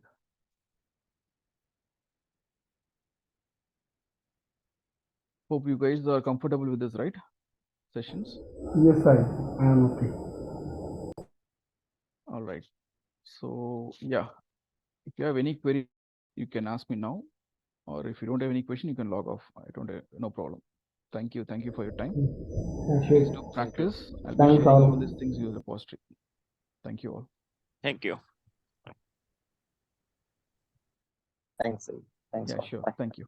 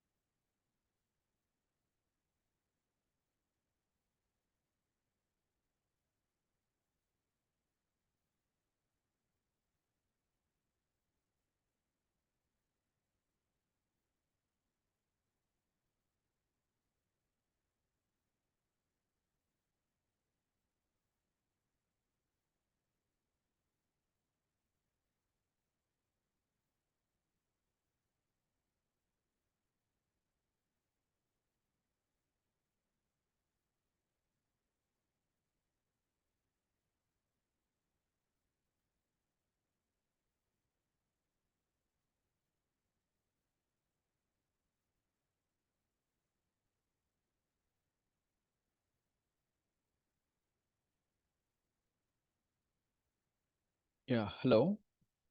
Is this Raj available on call? Raj or hello, I'm audible. Raj.